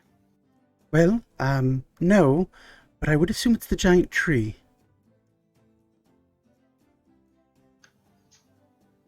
Mr. Grado stated that it was the center of the forest. Or garden, rather. All right, good ears. I was just testing you. Oh, But thank you, sir. we just need to make sure that you can, I don't think you'll be able to see the tree from here, will you? I guess that would be an out of game question. Can we see the tree from when we were in front of this place? Yeah, when you guys entered the city, I explained that you can see this massive, towering, cherry-colored tree that stands over the town itself, and the town is in its shade. Gotcha. I'm just imagining like one of those really dense fogs where you just can't see anything past like 2 feet. Yeah. So, but okay, so we can see it. Okay, Yeah, so it's super thick fog, but I mean, if you stare up into the sky, you can see the red petals still kind of like peering out. This like red and pink color. okay. You got this, buddy. I have full belief in you. I thank you for your change of heart, sir. Thank you so much. I will not disappoint you. I will succeed. Promise. All right, that's good enough for me. Right then. We'll hopefully see Orville soon. All right. Good Sure luck with we the will. priest. Thank you, Bartholomew. Thank you. He looks over and Charles is like full like cheese coma at this point. He goes, make sure someone burps Charles afterwards. He gets very gassy after. I'll take care of it. Oh, I'll take very it. good. Thank you. Thank you for reminding me. Thank you Thank as you. well. Thanks. All right then. Well, I'm off. We'll see you soon. Yes, And be safe, okay? of course. Bartholomew turns, exits the inn, closes the door. You hear like nothing at first, and then a loud, deafening honk erupts out in the streets and rattles the doors. And through the mist, Bartholomew goes. With that, it is 9:05. Let's go ahead and take a 5-minute break here before we get to the next section. And we'll come right back at 9:10. Everyone's cool. If you're still here with us live, we do appreciate you sticking with us. If you're with us after the break, we will thank you as a level 20 character. See you guys in about 5 minutes. Peace.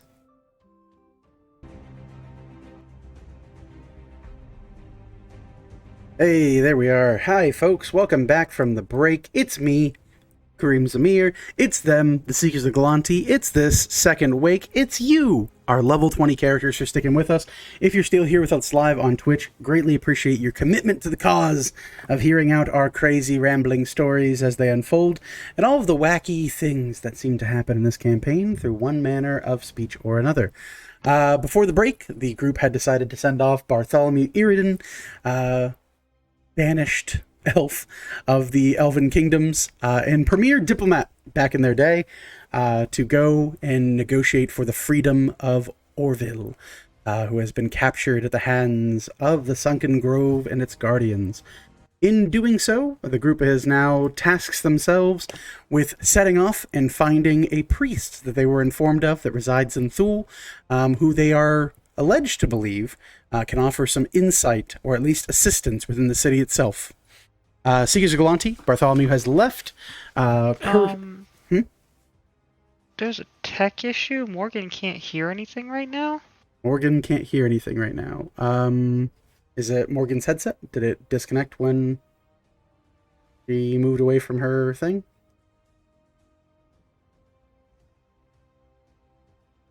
Did her headset turn off? I know mine's done that before. Did Discord reset her settings?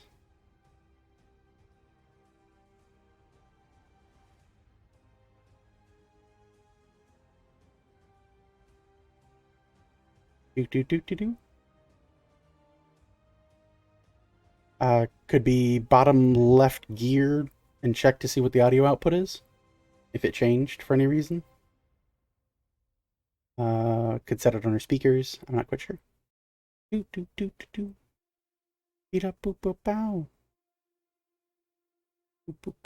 everyone else here? Everyone's good? Yeah?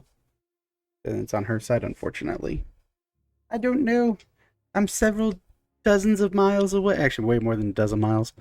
I'm quite a far distance away. At least 2 feet. At least 2 feet away. I'm powerless. My arms are but 1.5 feet long. I have no reach. Okay, we have her approval to continue while she works on it. Okay, gotcha. Bartholomew has set off. Group, you've been left in the inn. What you do next is up to you all. Minus Norville, who is currently in custody. What would you all like to do first? Let's go confirm with Maeve. Shall we? Sounds good. All right. All right. Let's see here. I got to put this back up. Oop, Misty City. So as you all head off, you reach the back booth. Maeve is sat there, already a small portion of the the small bottle that they had procured already deep into their cup. They look up from the bottle and look you all over and go, "Oh, there, Seekers. Sorry, I wasn't sure if you'd be taking longer due to your current situation. What with your friend going missing and whatnot. Yes, sorry about the delay there. We've looked into things, sent a representative to go help him with the situation, and have even contacted him for confirmation on what we're going to do here. So, we're ready to move forward. Very good then. I will, of course, say, if you're ready to move forward, then I am eager to hear your decision, and of course, what we can confirm with the Ram and send back word of, whether it be hope or a need to reconsider our options. Then sit down with her. I'm pleased to offer hope, as we are in a unanimous agreement to help you. Very good. It does my heart well to know that the waiting that I've done here and being away from the cause has been, well, borne fruit, to say the least. We, of course, are looking for immediate assistance as able, but we understand that you might have other things that could be, or rather, require your attention at times. Is there timetable in which we could expect the Seekers' aid on the battlefield and a communing with the Ram themselves within Ravon? Well, right now, the most pressing matter is Orville's judgment, which should be rendered within 3 days, at which time we'll hope that he would be returned to us with all that we have sent to prove his worth. There are a few other matters we were planning to attend to, but if we have better understanding of what is hoped from us and what these generals are capable of, perhaps we'll have to change what we intended to do if this is more urgent. It's truly as urgent as it can be. People are being hunted. The resistance dwindles on both supplies, effort, and hope every single day. But, of course, we do understand and we are awaiting proper cause to begin our struggle, our last-ditch effort to overthrow the King of Silverhearth and banish his generals from the land. The Ram, of course, would love to speak with you directly to better facilitate a war plan. If you're able to, we could arrange a formal meeting. There is a location in mind that the Ram would welcome you all in person, if that would be available to you. I think that would be for the best. It's just a matter of...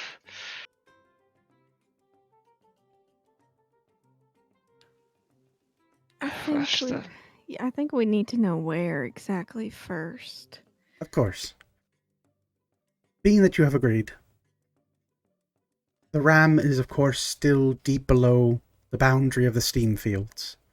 However, while I do understand it can be dangerous for you to travel such a way, there is a path in Elika within their boiling pools that connects interconnectedly beneath the crust of the earth that could see you, with a small amount of danger, arrive at the location and hideout of the Ram. Of course, you're made of tougher stuff, and that would be what we are at.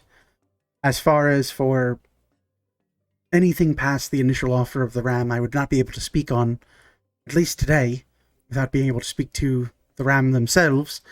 But at the very least, I can afford you that I can await your presence within Elika and, well, help you to the entrance below.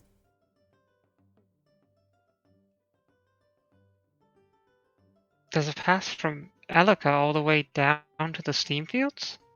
In a manner of speaking, yes. The boiling pools reach down to a thermal level, and with that we have discovered an ancient and forgotten passage deep under the crusts of the earth.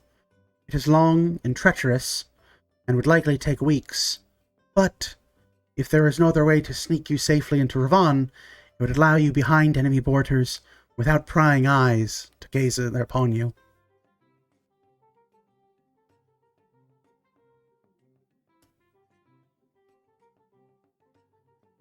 There was a matter that Orville, I think, did not wish to miss out upon.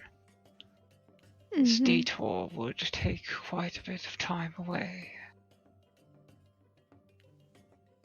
Indeed, I think depending on when Orville gets released, I think it would be about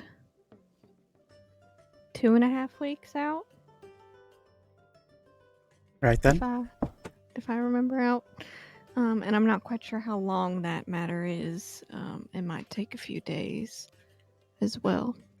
So we shall say an expectation of your arrival by a month's end?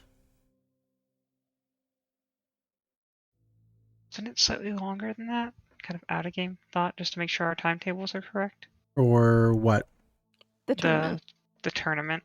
No, it's in a little over 2 weeks. It's about right. Oh, it is that close. Okay, Yeah. okay, cool.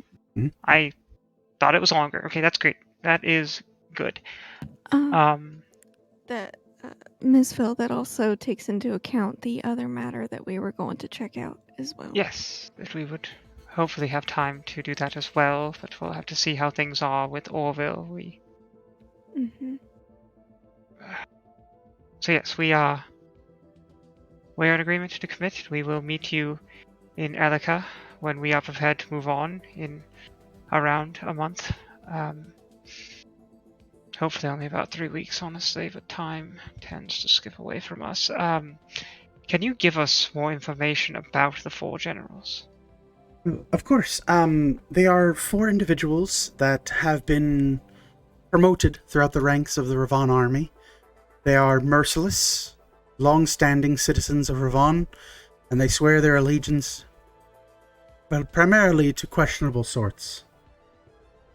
But they were given a number of boons, to say the least, that have made them a terror across the battlefields.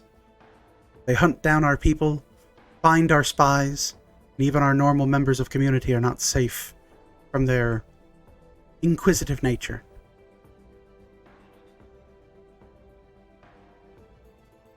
I, of course, am apologetic to say that I do not have a dossier on me of these individuals. It's understandable. I was curious, as they are the primary starting targets. It's good to know of them. We might have to send our own man to investigate what we can there. I'm sure the Ram will have more information once we meet with him. Very good, then. So shall we say, and I will communicate to my people to expect your presence within a month? Quick question, DM. Yep. How long was it again to travel from Thule to Cloudview? And then from Cloudview to, what was it, the Frigid Well? Well, previously you guys mapped it out to go from Thule down the Great Lift to Riska. You know that takes about 3 to 4 days. Okay. And then you would go back up the Grand Lift another day, and then you would go from the lift to Cloudview Village, which takes a little over a week. Okay. Just about. If you go across the Orskathian Highlands, and you keep it at a quick pace, especially with your guys' means of travel, you would likely be able to get there within a little over a week. So you'd be cutting it a little close, but you'd likely be able to get there in time if you made haste. You'd be able to do everything you need. Okay. Do we want to, Miss Val, maybe cushion an extra 5 days or a week? I'm just worried about travel time. That's fair. I don't want to. Reasonable expectations, yes. It inform a month and a week at most. We aim for a month, but a lot understanding that it could be slightly longer with the pass we intend to travel. Well, very good then. I will make my contacts aware to expect you within 5 weeks, give or take. And I will be waiting for you as a guide, Nelica. And together we will march underground so that we may arrive and have a war council with the Ram. Understand what it is that needs to be done.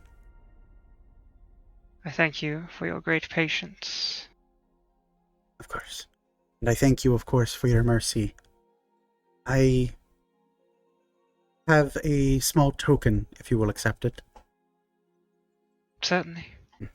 She takes the brooch from her cloak and unclips it and sets it down on the table in front of you. She goes, "It is a small token of protection for those who wear it. It bears the sigil and knowledge that you are an ally of the Ram and the free people of Ravon. Take it in good faith." Thank you. I will take it.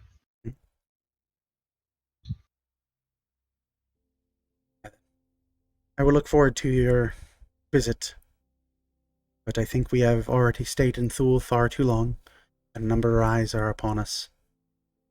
I hope that your business concludes here swiftly, and thus you will be able to continue your business so that you may arrive and assist Ravon and its true people as soon as possible.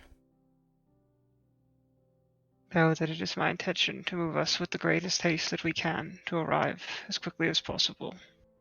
Very good. Then, thank you, Seekers of Galanti. We will champion you as the last hope that we have, matching the power and viciousness on the battlefield of those of the Ravon military. May the Weavers guide you. Thank you.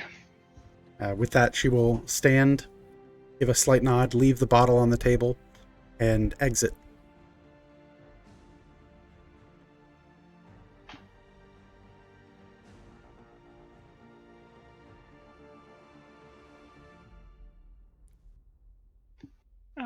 Val will take the brooch and put it on for now. Okay. It will take time to attune to it.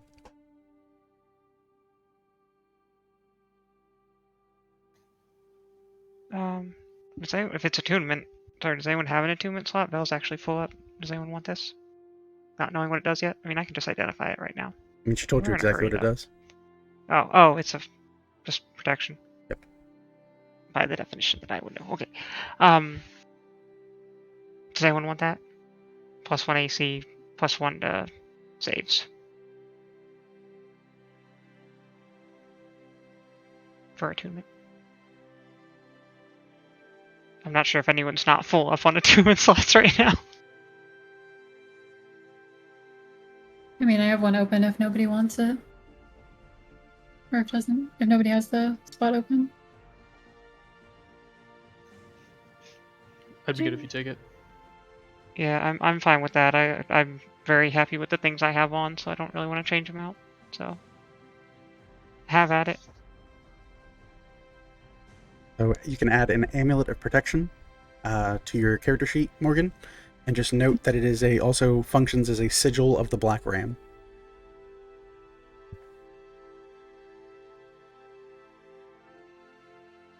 Is it something I can wear, like, anywhere, I'm assuming? Yeah, you can tuck it under your shirt, whatever. It's like literally wearing like a protective necklace that you can put underneath, and it provides a magic bonus to your saves and AC. Okay. Yeah, it's like divine protection in a way. Cool. Anything else you guys want to do? Just for Morgan, in D&D Beyond, if you can't find Amulet of Protection, I think it's normally as a ring or a cloak. Yeah. They do the same thing, and you can just rename it. Mm-hmm. Thank you. I was just looking it up. Yeah, no worries. You're welcome. Good call, Kobold.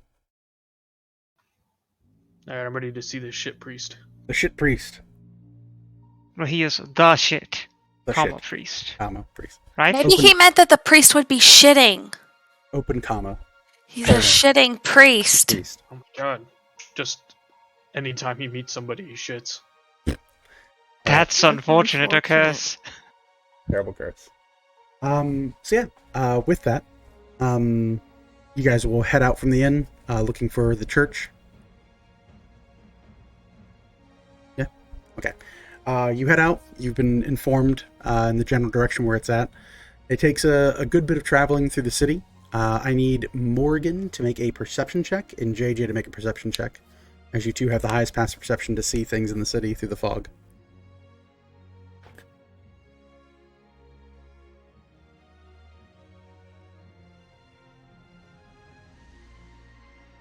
That's a nat 20, please. Okay. Morgan? 17. All right. We're up to 3 nat 20s this game. It's crazy. The household. So, with this, you guys keep an eye out. You do note there are a number of people that gaze curious glances around your group. And every so often, 1 or 2 people seem to kind of like wander as if they're going to come very close to your group or just like walk past you. But JJ, being very perceptive, you can turn and stare them down typically. In doing so, I need a member of the group to make me an intimidation check. You may roll at advantage, as the group is aware of people attempting to move in closer on you. Is anyone good at it? I am. I think Celeste is pretty scary. Grr, Oh my Lanta. show me your grr face. Everyone has heard about the bunny. That is actually fair. Like the number JJ one evoked, replayed. like, the big bunny aura. Big bunny aura? Yeah, it's a 16. 16, all right. Keeping up with it and kind of looking over the area, you manage to more or less stare folks down as they get near. A few of them definitely seem skittish. The protection of the kind of anonymity that's provided by the fog in town, dispelled by your both your and Morgan's ability to point them out and kind of like make people aware of it. You give them like a snarl, a look, a kind of glance. This very much so on every so often tapping the back of either Celeste or Cobalt Jones's armor, so they might kind of like brandish weapon or slowly pull a blade free of a sheath just to kind of, deter anyone who might approach. Your travel goes fairly uneventfully for this reason, and you all arrive out front of a very beautiful looking steepled church. You look and it seems as if vines themselves have grown over the various stone walls that once made it. And it seems to have 2 wide open solid wood doors and a number of pews that line the inside of it. Inside, you can already see the soft glowing light of a hearth brightly burning and filling the room with a welcoming air.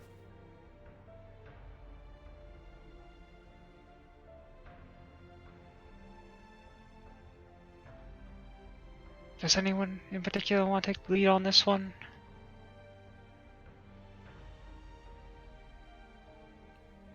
I'm not the most faithful person. Same, but I mean, you two are both like high positions in a faith, but maybe not the right one. I think you're both more faithful than any of the rest of us. Celeste, are you faithful? Yeah. I think she might be the wrong kind of holy, actually. As you guys are speaking of this, Charles from Celeste's shoulder pipes and goes, I am the master of faith. Yeah, I you worship are. every day. Yes! He That's what I'm talking about. Very true. Yes. I could serve as your advisor for things. You want to go? You want to go in there, Charles? We How can go in there. I'll happily Well- go in there. That's fine. Charles, Okay. how would you converse with someone who is of a different faith than your own? Oh, very simply. Hey, what's your god? My god could kick your god's ass, buddy.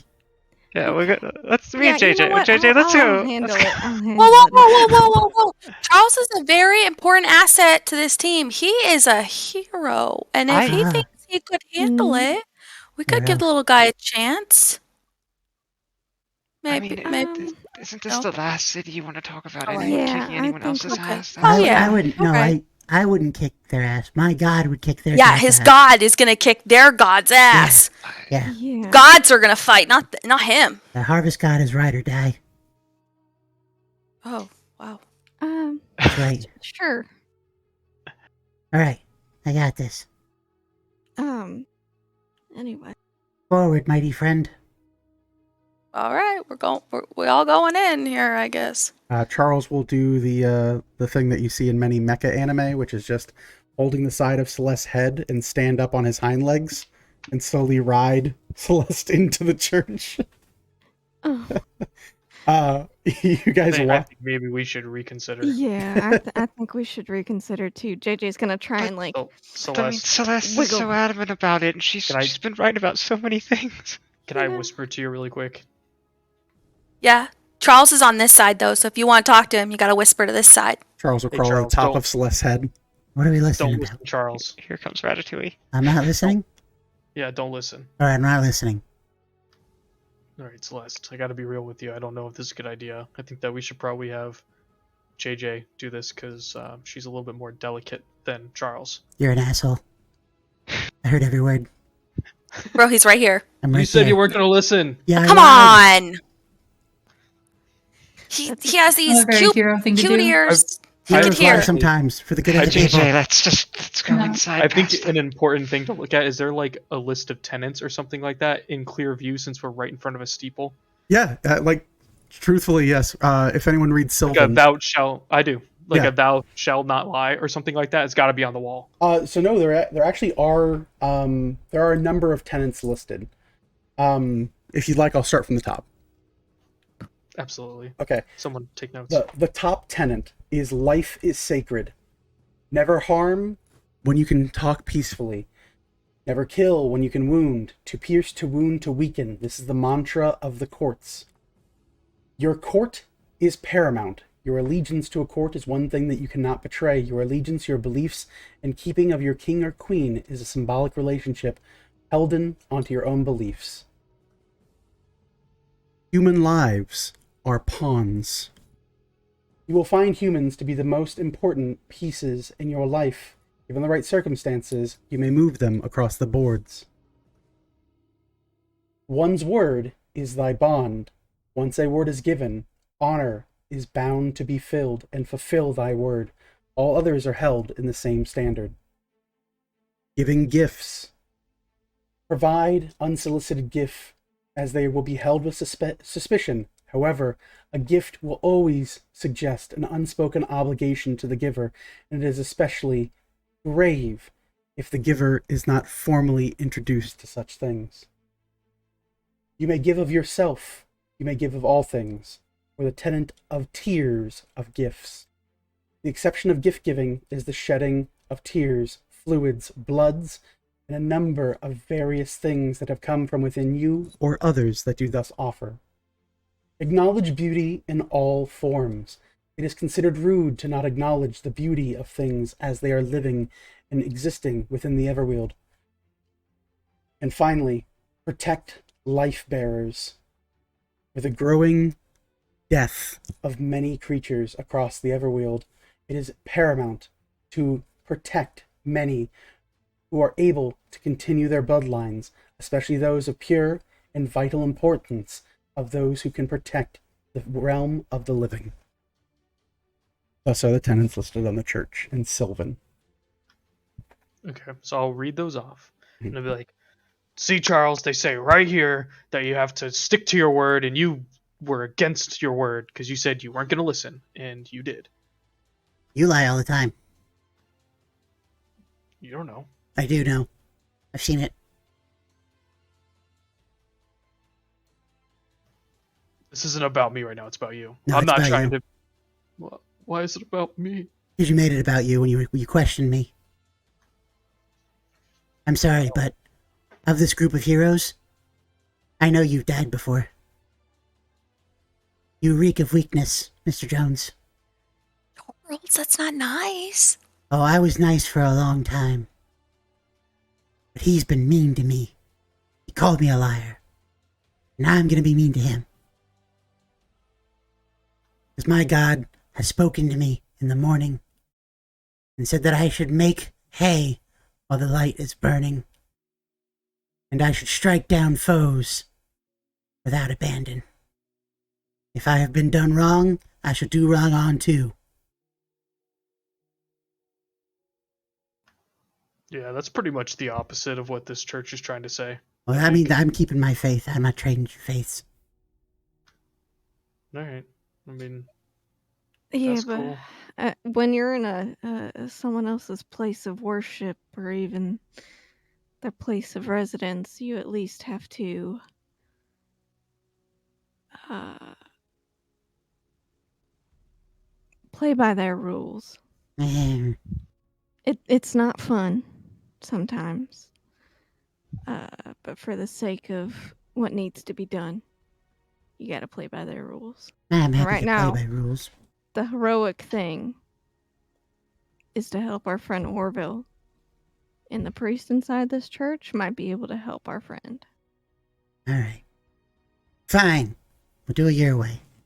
If your way fails, I vote we do it my way. Your vote will be considered against the groups. Thank you. I'll second your motion.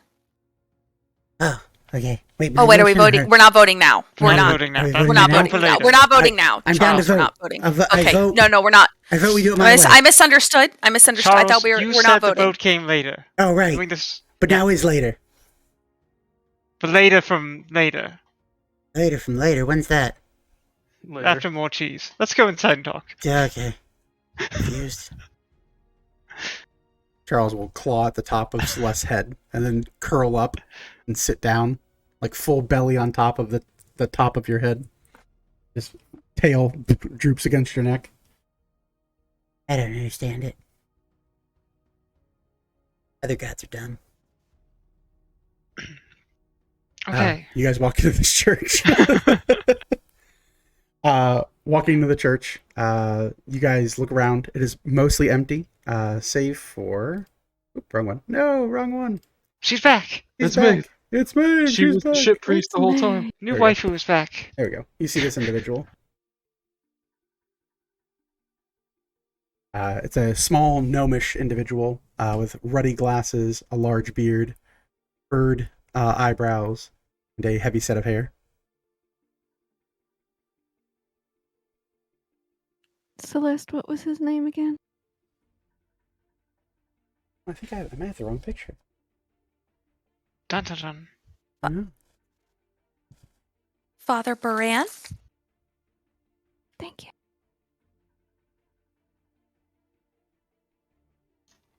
What was the other guy's name again?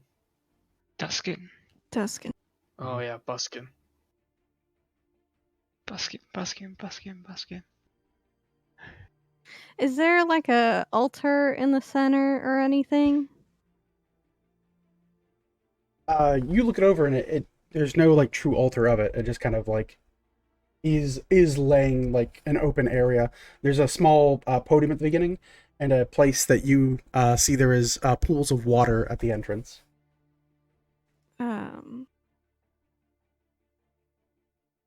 Does it look like there's some sort of ladle or something to maybe wash ourselves or anything like that prior to stepping further into this building? Yeah. There's a number of places, especially with these, that you can anoint yourself in the waters of the church before entering. JJ will wash herself and then offer it down the line to folks. Just do a quick little cleanse, everybody, if you're planning on coming in. Is it Just is it- respect. is it standard to cleanse yourself with another god's water? Is that how that works? When you In enter, order to go out their chapel? when you enter their house, you're just trying to offer the most respect. I mean, if you don't want to, that's There it up to is. you. I don't know. I've never done it before. I have the wrong picture. Sorry, they're right next to each other and they're both gnomes. Please forgive me. Celeste, look how handsome this gnome is. Seasoned. I was like, why does this look wrong compared to my notes? And I'm looking at my one note and I'm like, why am I using two different pictures? I'm like, oh, because one is from a mailroom and the other one is from a church. My bad. Sorry for the trauma, Celeste. Okay, because I'm pretty sure the other one was what? I've already forgot the other gnome's name. Ooh, the other Wow. B word. Wow. We're Maybe gonna Repressed date with him. memories. just Yeah, repressed use memory. I could have saved a commission slot. That'd have been dope. No! It wasn't even important. The other gnome's name was Benny, so that's why they're like right next to each other. Oh, Benny, I'll never forget you. Oh, wait, he's alive still. He's still alive. Hold that hope. But yes, I'll say you guys. After all this is over. You guys cleanse yourself. You anoint yourselves. You walk into the thing. You see this gnomish individual wearing kind of like a open tabard and like soft red silk scarf that kind of runs the length of them. They look you over and go, "Well, come in. What ails you here in Thule? Perhaps you are hungover this morning, or require medical services of some sort?" Thankfully, neither of those. Though I do say we have perhaps a bit of a more intense ailment at this time. Would you be Father Baran by any chance? I am Father Barand, but I do not know of you. How do you know of me? We encountered a Father Duskin Oh, on the Duskin. road.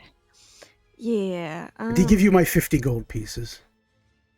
No, he did help us take care of those harpies that were kind of eating Oh. city folk.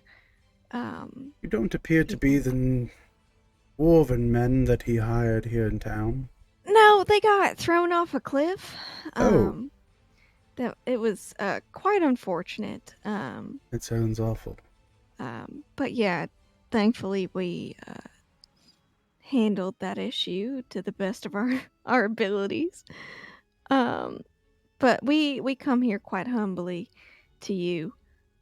Perhaps seeking some knowledge or some direction, as I think one of our friends has found himself entrapped by the sunken garden itself for punching a wall.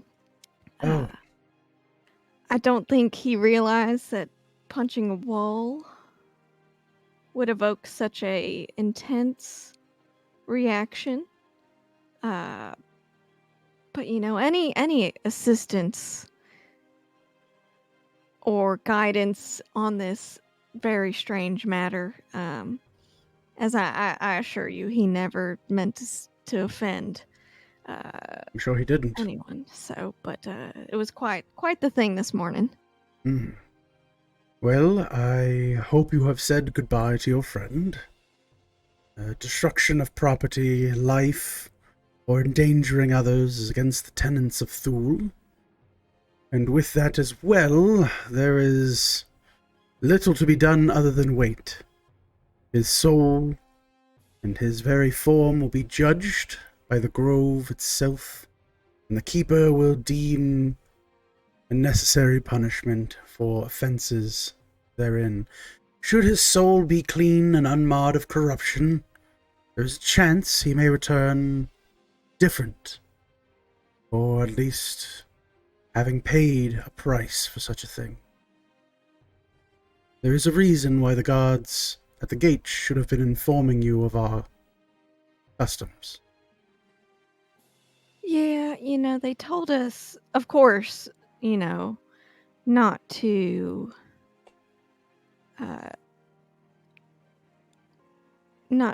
cause any sort of problems or violence, but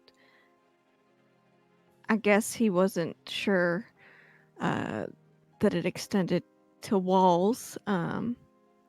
As with our status, unfortunately, we are quite used to being pried upon. I think he was a bit worried this morning. Mm. But I do have a question in relation to life and being sacred and life bearing. Of course. Our friend, his soul is tied quite deeply to our friend here, and she'll gesture to Kobold Jones. And what's very interesting is they've mentioned it a couple of times, but I think their lives are intertwined, and that over time, their life kind of can rebirth one another. It's some strange, weird understanding. But they are, I guess it would be, do those tenets kind of overlap or do they cross out? What happens in the case of that? I'm afraid, young ma'am, that I am not educated on your friend's particular set of life choices and situations. But let me be the first to say, young man, I am sorry for the loss of your husband, and I do tell you that you will find love again in this world. It may hurt, it may even be crippling, but give it 10, 20, maybe even 30 years from now. You will find love again. I'm a 40-year-old kobold. I don't have that much time. Oh, darn. Well, perhaps you could go southward. There's a number of loose and fast type cities. They don't ask a lot of questions. You could hire someone who would just hold you, or maybe do a bit of role play to pretend to be your long lost husband. For gold, of course. I fell in love with him because he went southward. Well, darn it. There, friend. I will pray on this, and, may you find peace. Sir, I'll never find another piece like that. Oh. I'll just bow my head and kind of turn. Sorry about that. Sir, yes. question. Yes. So, the gnomes that unfortunately did not survive the harpy attack, given the fact that Orville and us, ended the harpies and really saved Thule from the harpies, wouldn't that count as him really saving all the lives here? So can't we just spare his life? Those harpies were within the boundary of the sunken gardens? Well, no, but they could have been. Could have made their way here eventually, right? Yes, of course, yes. I also have heard of mythical dire bears and wendigos, and there's dragons. They could show back up, and maybe they burned the whole city down. Yeah. That's probably something you could make an argument for, sure. They had abducted and killed many members of the Rangers from here. We have sent a representative to inform of that. Very good. So there is nothing of...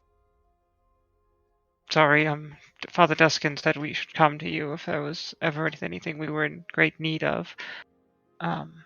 Spoke quite well. I was just... Is there nothing else that can be offered to hopefully improve his circumstance? Well, certainly it will come down to the judgment of the grove itself. If you had perhaps a formal standing of the people here, I'm sure if your friend is going to inform them that you have saved members of the community, that is most likely a positive aspect of it. That being said, many of the rangers that volunteer out of here are not formal members of the faith, the Grove. They are individuals that find, well, safety within Thule, but they are not worshippers of the Keeper and their holy task. Of this, your friend could perhaps barter for perhaps a divine quest or offering of some sort that might appease the crime that your, however slight, friend had made upon this, with a good chance of that as well. What if we wanted to send like a diplomat to help smooth matters over? Well, that'd probably be good. The Grove often, especially the Keeper, has a number of acolytes in place that tend to serve as appointed representatives of those who stand accused. However, if I may speak candidly, they are a bit biased when it comes to justice and retribution. They tend to be a bit cold to the plight of the modern people. And if we were going to send a diplomat that way, would flying directly into the Grove be a good idea? Well, flying would probably be a splendid idea if you have it at your disposal. The issue many run into with the gardens is it's not that they are inaccessible, or rather barred from entry. It's more that there is a fine collection of exotic beasts and animals that make the gardens their home, and the gardens themselves protect those creatures. Many are some of the very last of their races. Large creatures. Yes. So it's Jurassic not like Park. illegal to show up if you can somehow make it in there and like help. Oh, I should hope not. I've made the journey myself before, and yes, it's a quite welcoming experience. How did you do that? Oh, I prayed upon the gardens themselves for protection to grant me sanctuary, and the creatures of the land let me pass.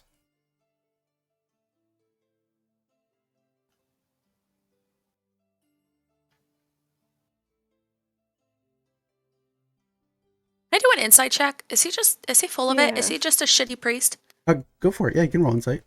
He name dropped the spell he used. Correct. Yeah, no, I mean, also I think will- that he follows this entity, so if he prays Right. to them and gets So- some sort of spell. Yeah, so to pull the curtain back a little bit for everyone who's unfamiliar, he is openly in a church that worships the gardens, not the weavers, and worships what you can tell, those of you who are trained in religion would note to be, he worships members of the courts of the Fae, the Seelie and Unseelie courts, which is why the tenants are two different halves of the same whole. When he says sanctuary, he specifically means the spell sanctuary, which is a spell that prevents people from attacking you so long as you do not attack them. And beasts typically are very bad at making wisdom saves. So, Okay, thank you. of course, yeah. I think you might eventually get that spell on your list, Celeste, as a paladin. No, only specific. Oh, only certain paladins get it. do? I wasn't I sure if think like all divine spellcasters got it. It's pretty cool. It's a cool spell. Artificer and cleric for sure. Yeah. I'm Not just sure about the bonus spells. redemptions, and I think divine get it. That makes sense. I haven't played a paladin in so long, so I was like, I'm not sure who gets it anymore, but yeah, so that's how he tells you he does it, is he prays for sanctuary and then just walks.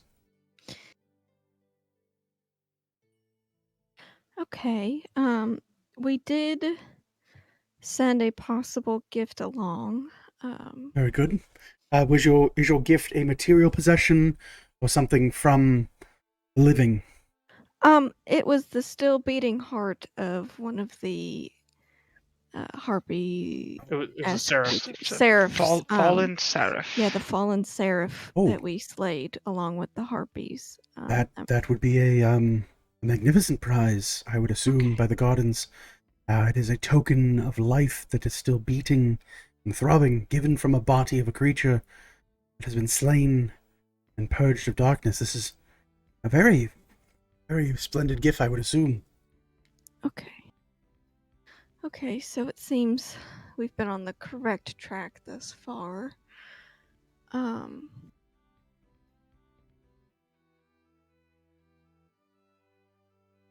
I do apologize. You know who I am, and you mentioned Duskin, but I don't believe I ever got who you all are. Certainly, I do apologize. Bless you, sir.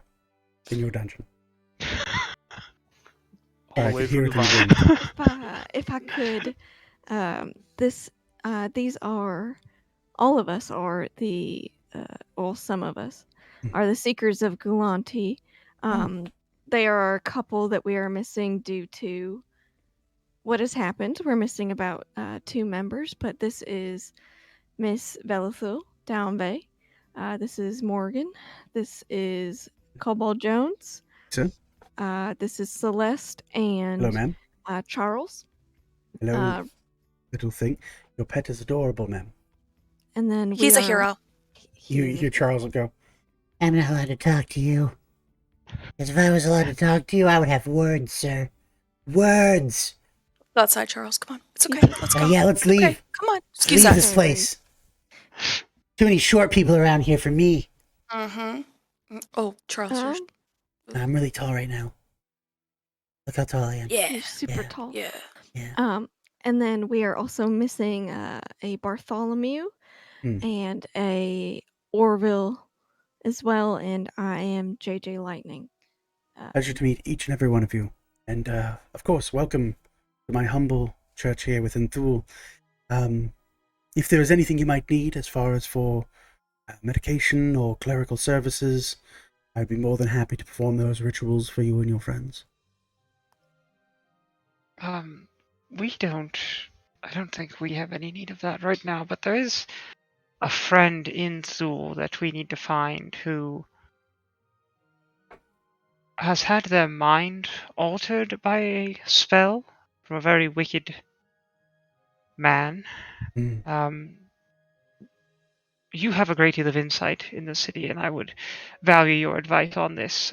We are hoping to dispel the enchantment upon her and free her mind once we find her, but considering the unique rule set in Thule, we would not want to be causing any issue, and I am a bit worried about how she will react once she remembers what happened to her. Well, I'm unsure of the individual you're looking for, just based off of everyone seeming to come here by their own volition. However, I will say that if you find them and they truly have an addled mind, I would be more than happy to offer my services to curing them of such an affliction, and perhaps even calming their emotions of their life senses, and offer therapy in the meantime, or rather intermediary, before they have returned to themselves. That would be quite helpful. You know the people well here. Perhaps you know her. It would have been 3-4 months ago now she would have moved here. Okay, there's a number of travelers who make residence within Thule, once finding of their rules and protections here. I understand. Just trying to give you a timetable. Sure. Her name was Costa. Used to be a warden for is an Orcish descent. Yes, I think I do know of her. She shows up nearly at the end of every week and prays the Weavers. She is still of their faith, and I believe I have counseled her, in fact, not too long ago. Her husband has died in a war recently, is that correct?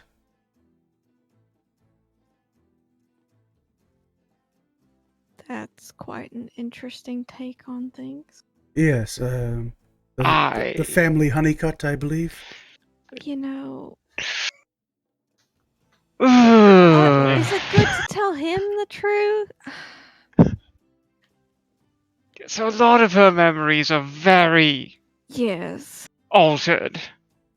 She was seeking a new start, if I remember, and came to confide in me regarding her dearly beloved having ventured, I believe, within the circles of Ravon and were slain by some beast of a creature.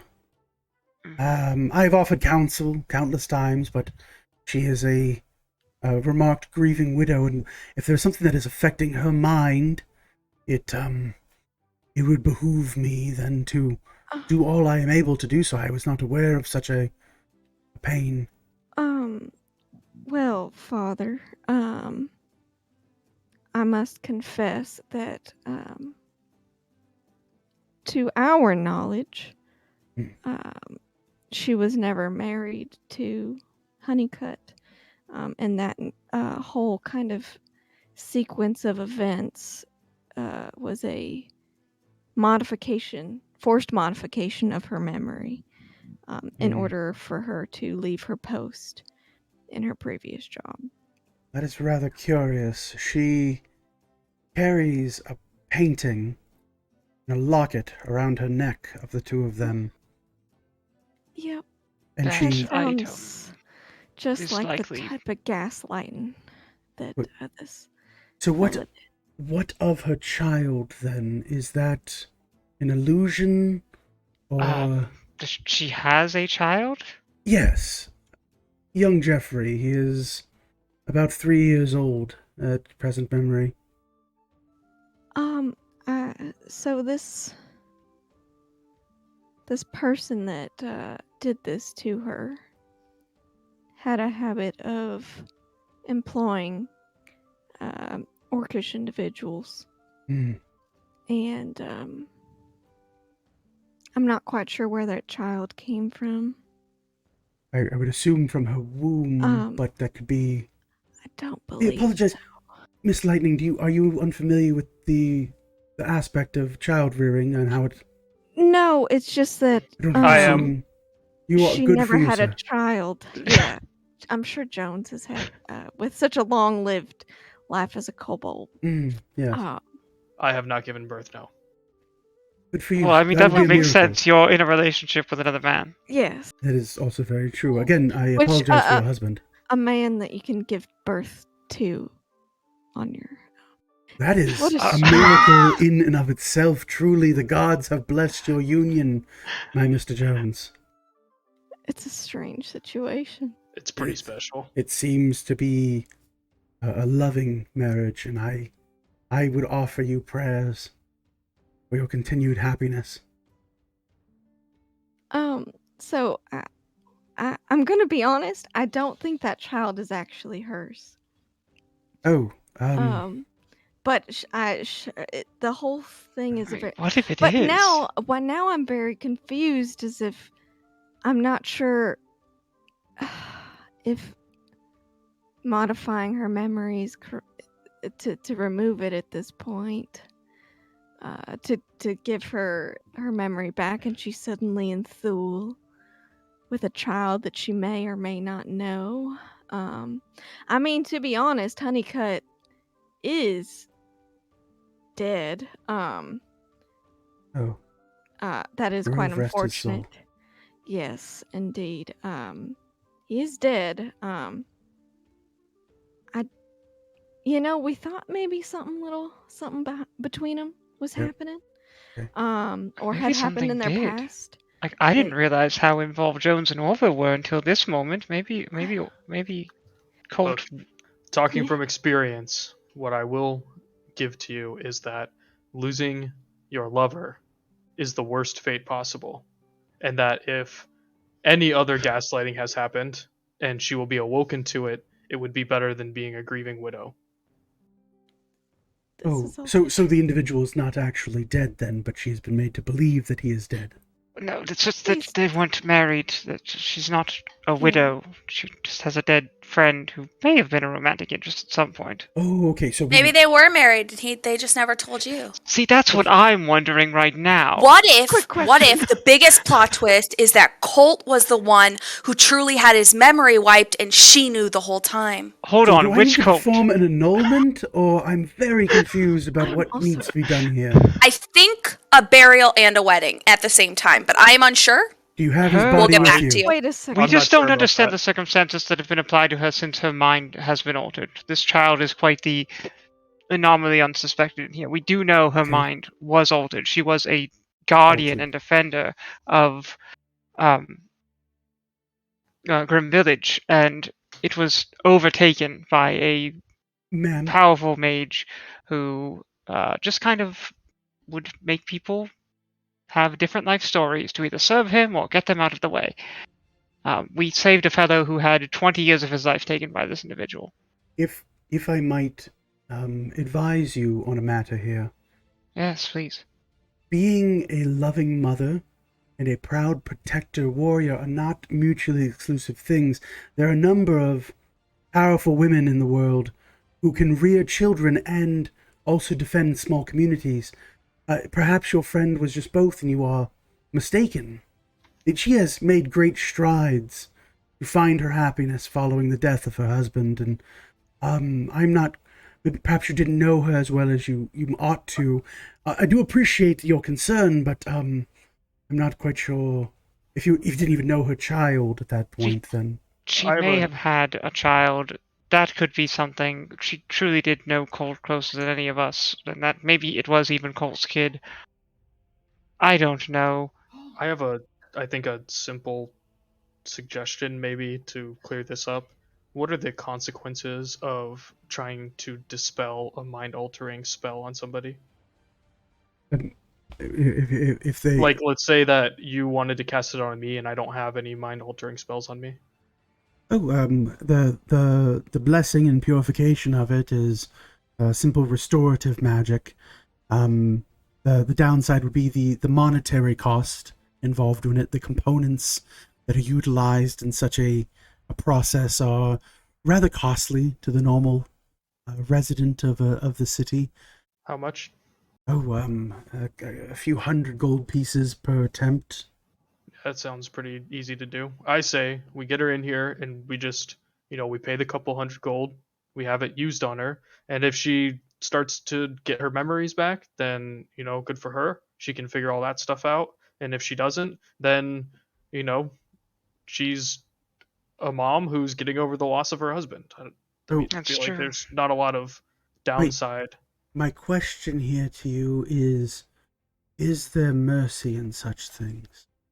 Yes. I do believe so. I do From want my to venture point as a widowed husband, You I are, believe. you are. What I knew of her, I Sorry, I guess I'm a widower. do not believe she would be Sorry for your loss. happy to have her mind altered, but So you knew her perhaps well in then. her. I would not say well, but I knew how she acted. I knew Right. how she presented herself. So you were close then.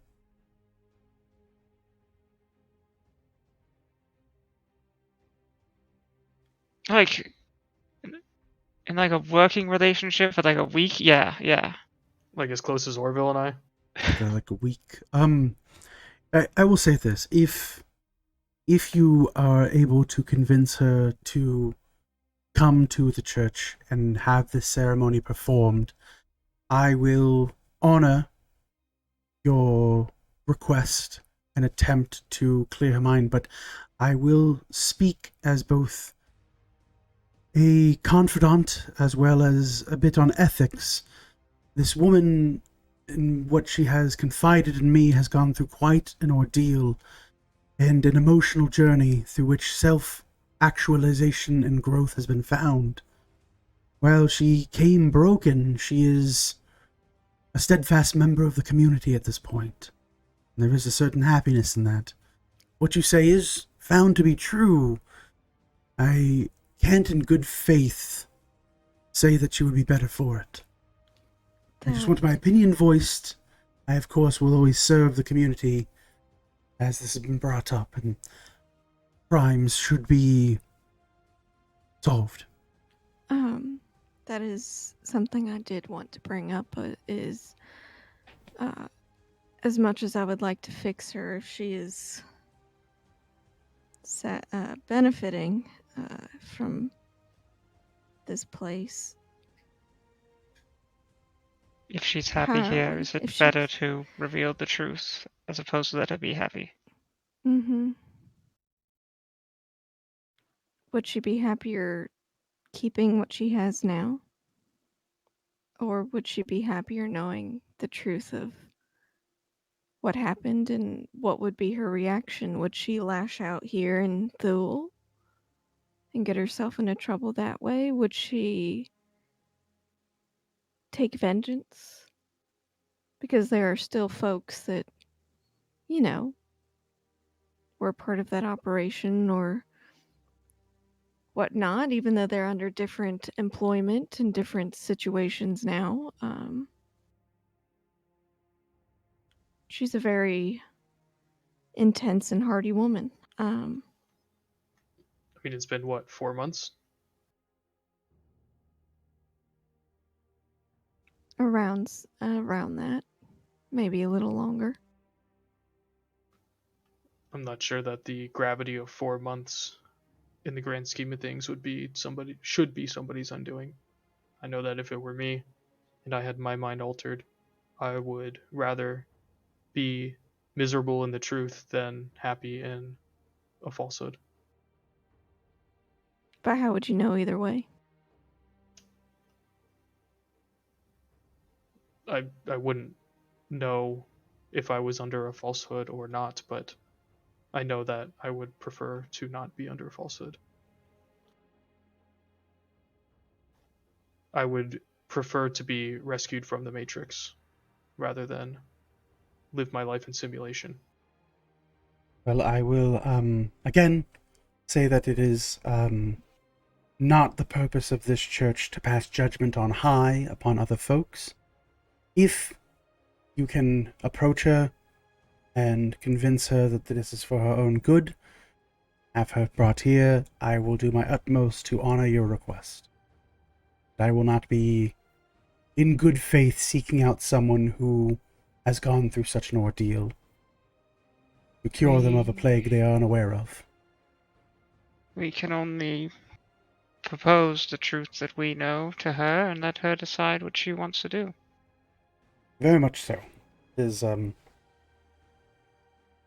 what I will say of it. Beyond that, is there any service that we can provide to you here at the church?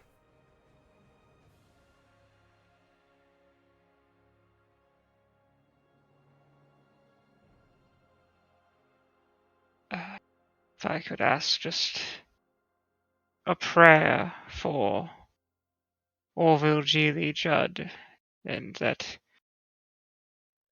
the good he has done to the world, and even in the recent past for this city, see him find favorable judgment from the Grove. Oh yes, of course. In these cloisters here on the side are small prayer chambers that you may utilize to pray to whomever you wish. No cost. You may take all the time you need to say your prayers to your friend. Father, would you lead us in a prayer? I unfortunately do not know the missing individual, and it would only dishonor their memory for someone to lead a prayer having not known them at all. I can see that they have great friends, and it is in that wisdom that I know you would lead a suitable prayer for your friend. And lovers. You have his husband. His husband could lead the prayer with a token of remembrance. I'm really good at prayers. Well, there you are then. He could pray. You all could support and be there for the grieving widow. But we don't know widow yet. Not been a full moon, so judgment has likely not been rendered at this point.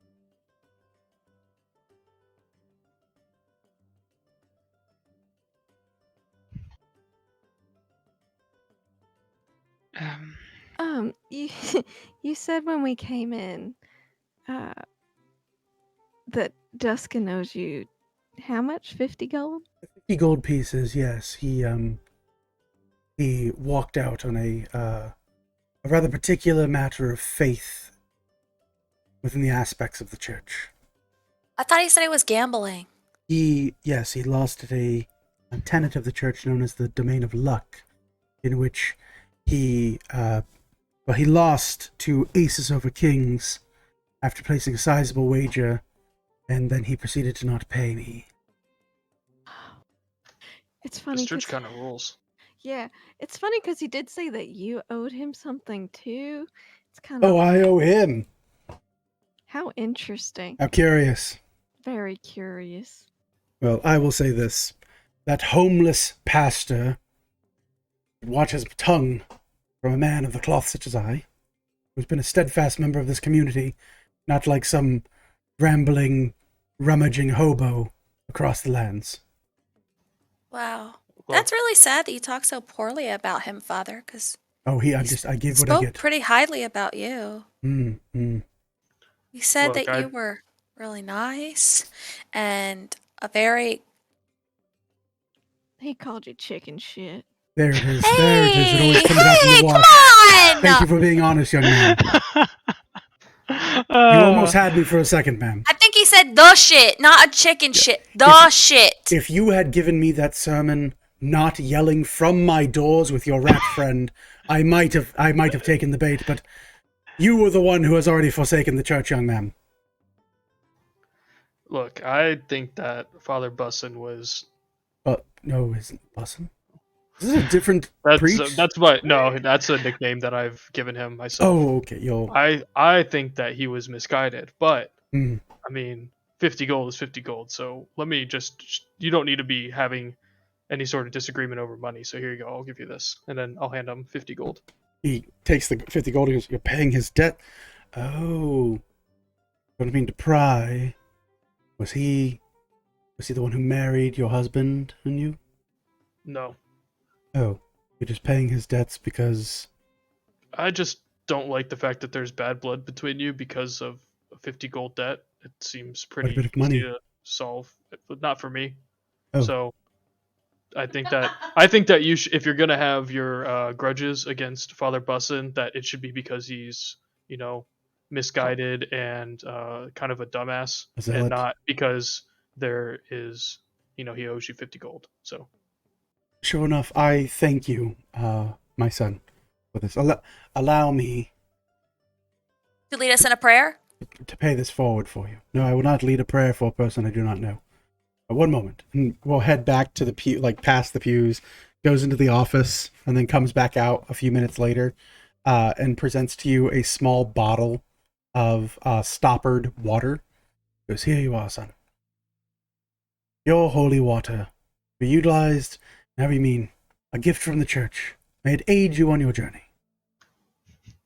thank you. Of course. Very well then. With that, we will cut from the church to Orville, as we're getting a little bit past time already, and I already feel bad that Orville is having to sit and wait. I'm very sorry. He's almost out of water. Hydrate check. Orville. Time passes. Bless you from the other side. Bless you. There we go. Time passes. The day begins to fall into afternoon, like late afternoon. The party has traveled throughout the city and is now sitting in a church, confirming their suspicions about what to do in this regard. You're mostly aloof and unaware of the circumstances around your holding. You are uncertain of help and when it may arrive.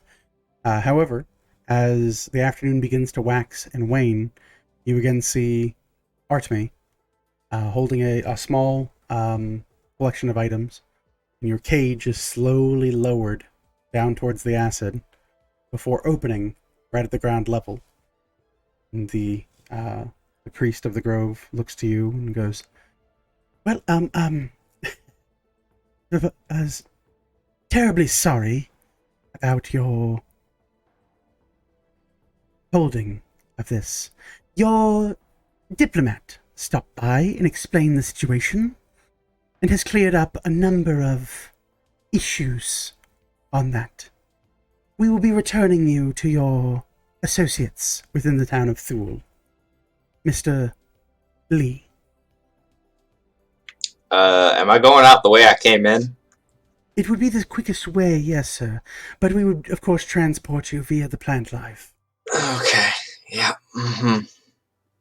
Very good. And as for my diplomat, I assume it's an elven fella.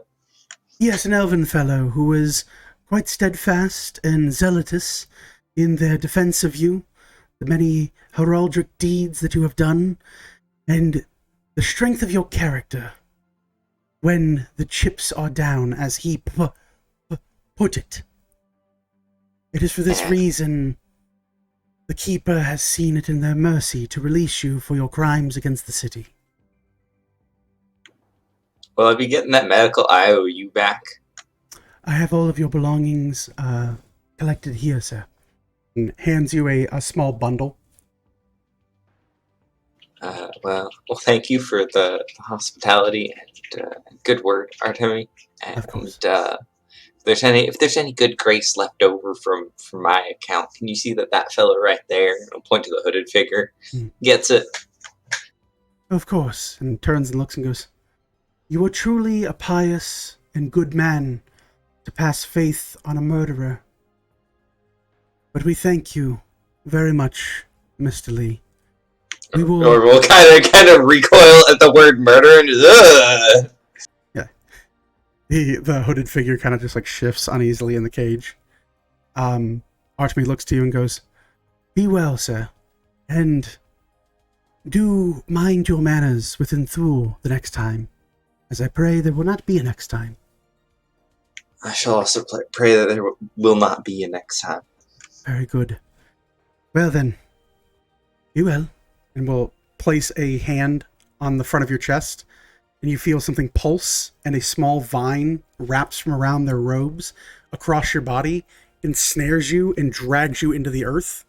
And in an instant, you guys see Celeste at the edge of the church. A small bud forms on the outside of the church and blossoms into a beautiful flower. On the inside of the flower, you see Orville apparate from the vines. I'm gonna run over to him and pick him up and spin him around and give him a big old sloppy kiss. Oh. You run up to him. You see Orville, a big kiss given. The father of the church kind of looks over and goes, "Truly, this is a miracle. A blessed day at this strange and curious union between a goblin and a kobold. Your prayers have reached the heart of the Keeper. Very well done to each and every one of you. True love wins this day." Huzzah! Huzzah. Now where's Throw rice in Buddy? the background. So is that this church is blessed upon our marriage here?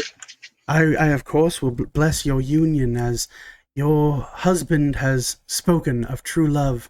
If needed to be to renew your vows, I would even welcome performing the ceremony myself.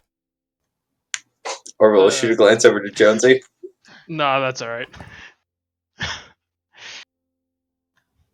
Our vows are steadfast and strong. No need to renew them. Very well then.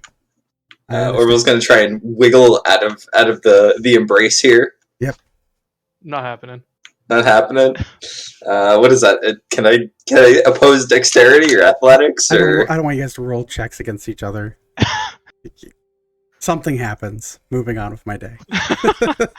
Bear hug check. I hate PvP so much. Look, I'm trying to hold hands and skip into the sunset here. There you go. That's fair. Yeah. The father looks to you all and goes, "Well, if there is no other need of my services until you return with your warden, if you can willingly convince her to do such, I will simply say that the gardens grace you, and may you return to the earth when it is your time."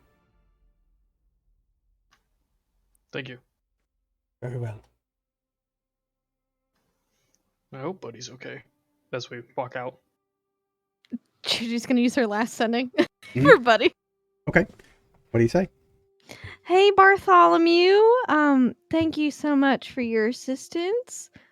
When can we expect you back? Be safe and be well. All right. You cast the spell Sending. The spell slot is expunged. The spell fails. Uh-oh.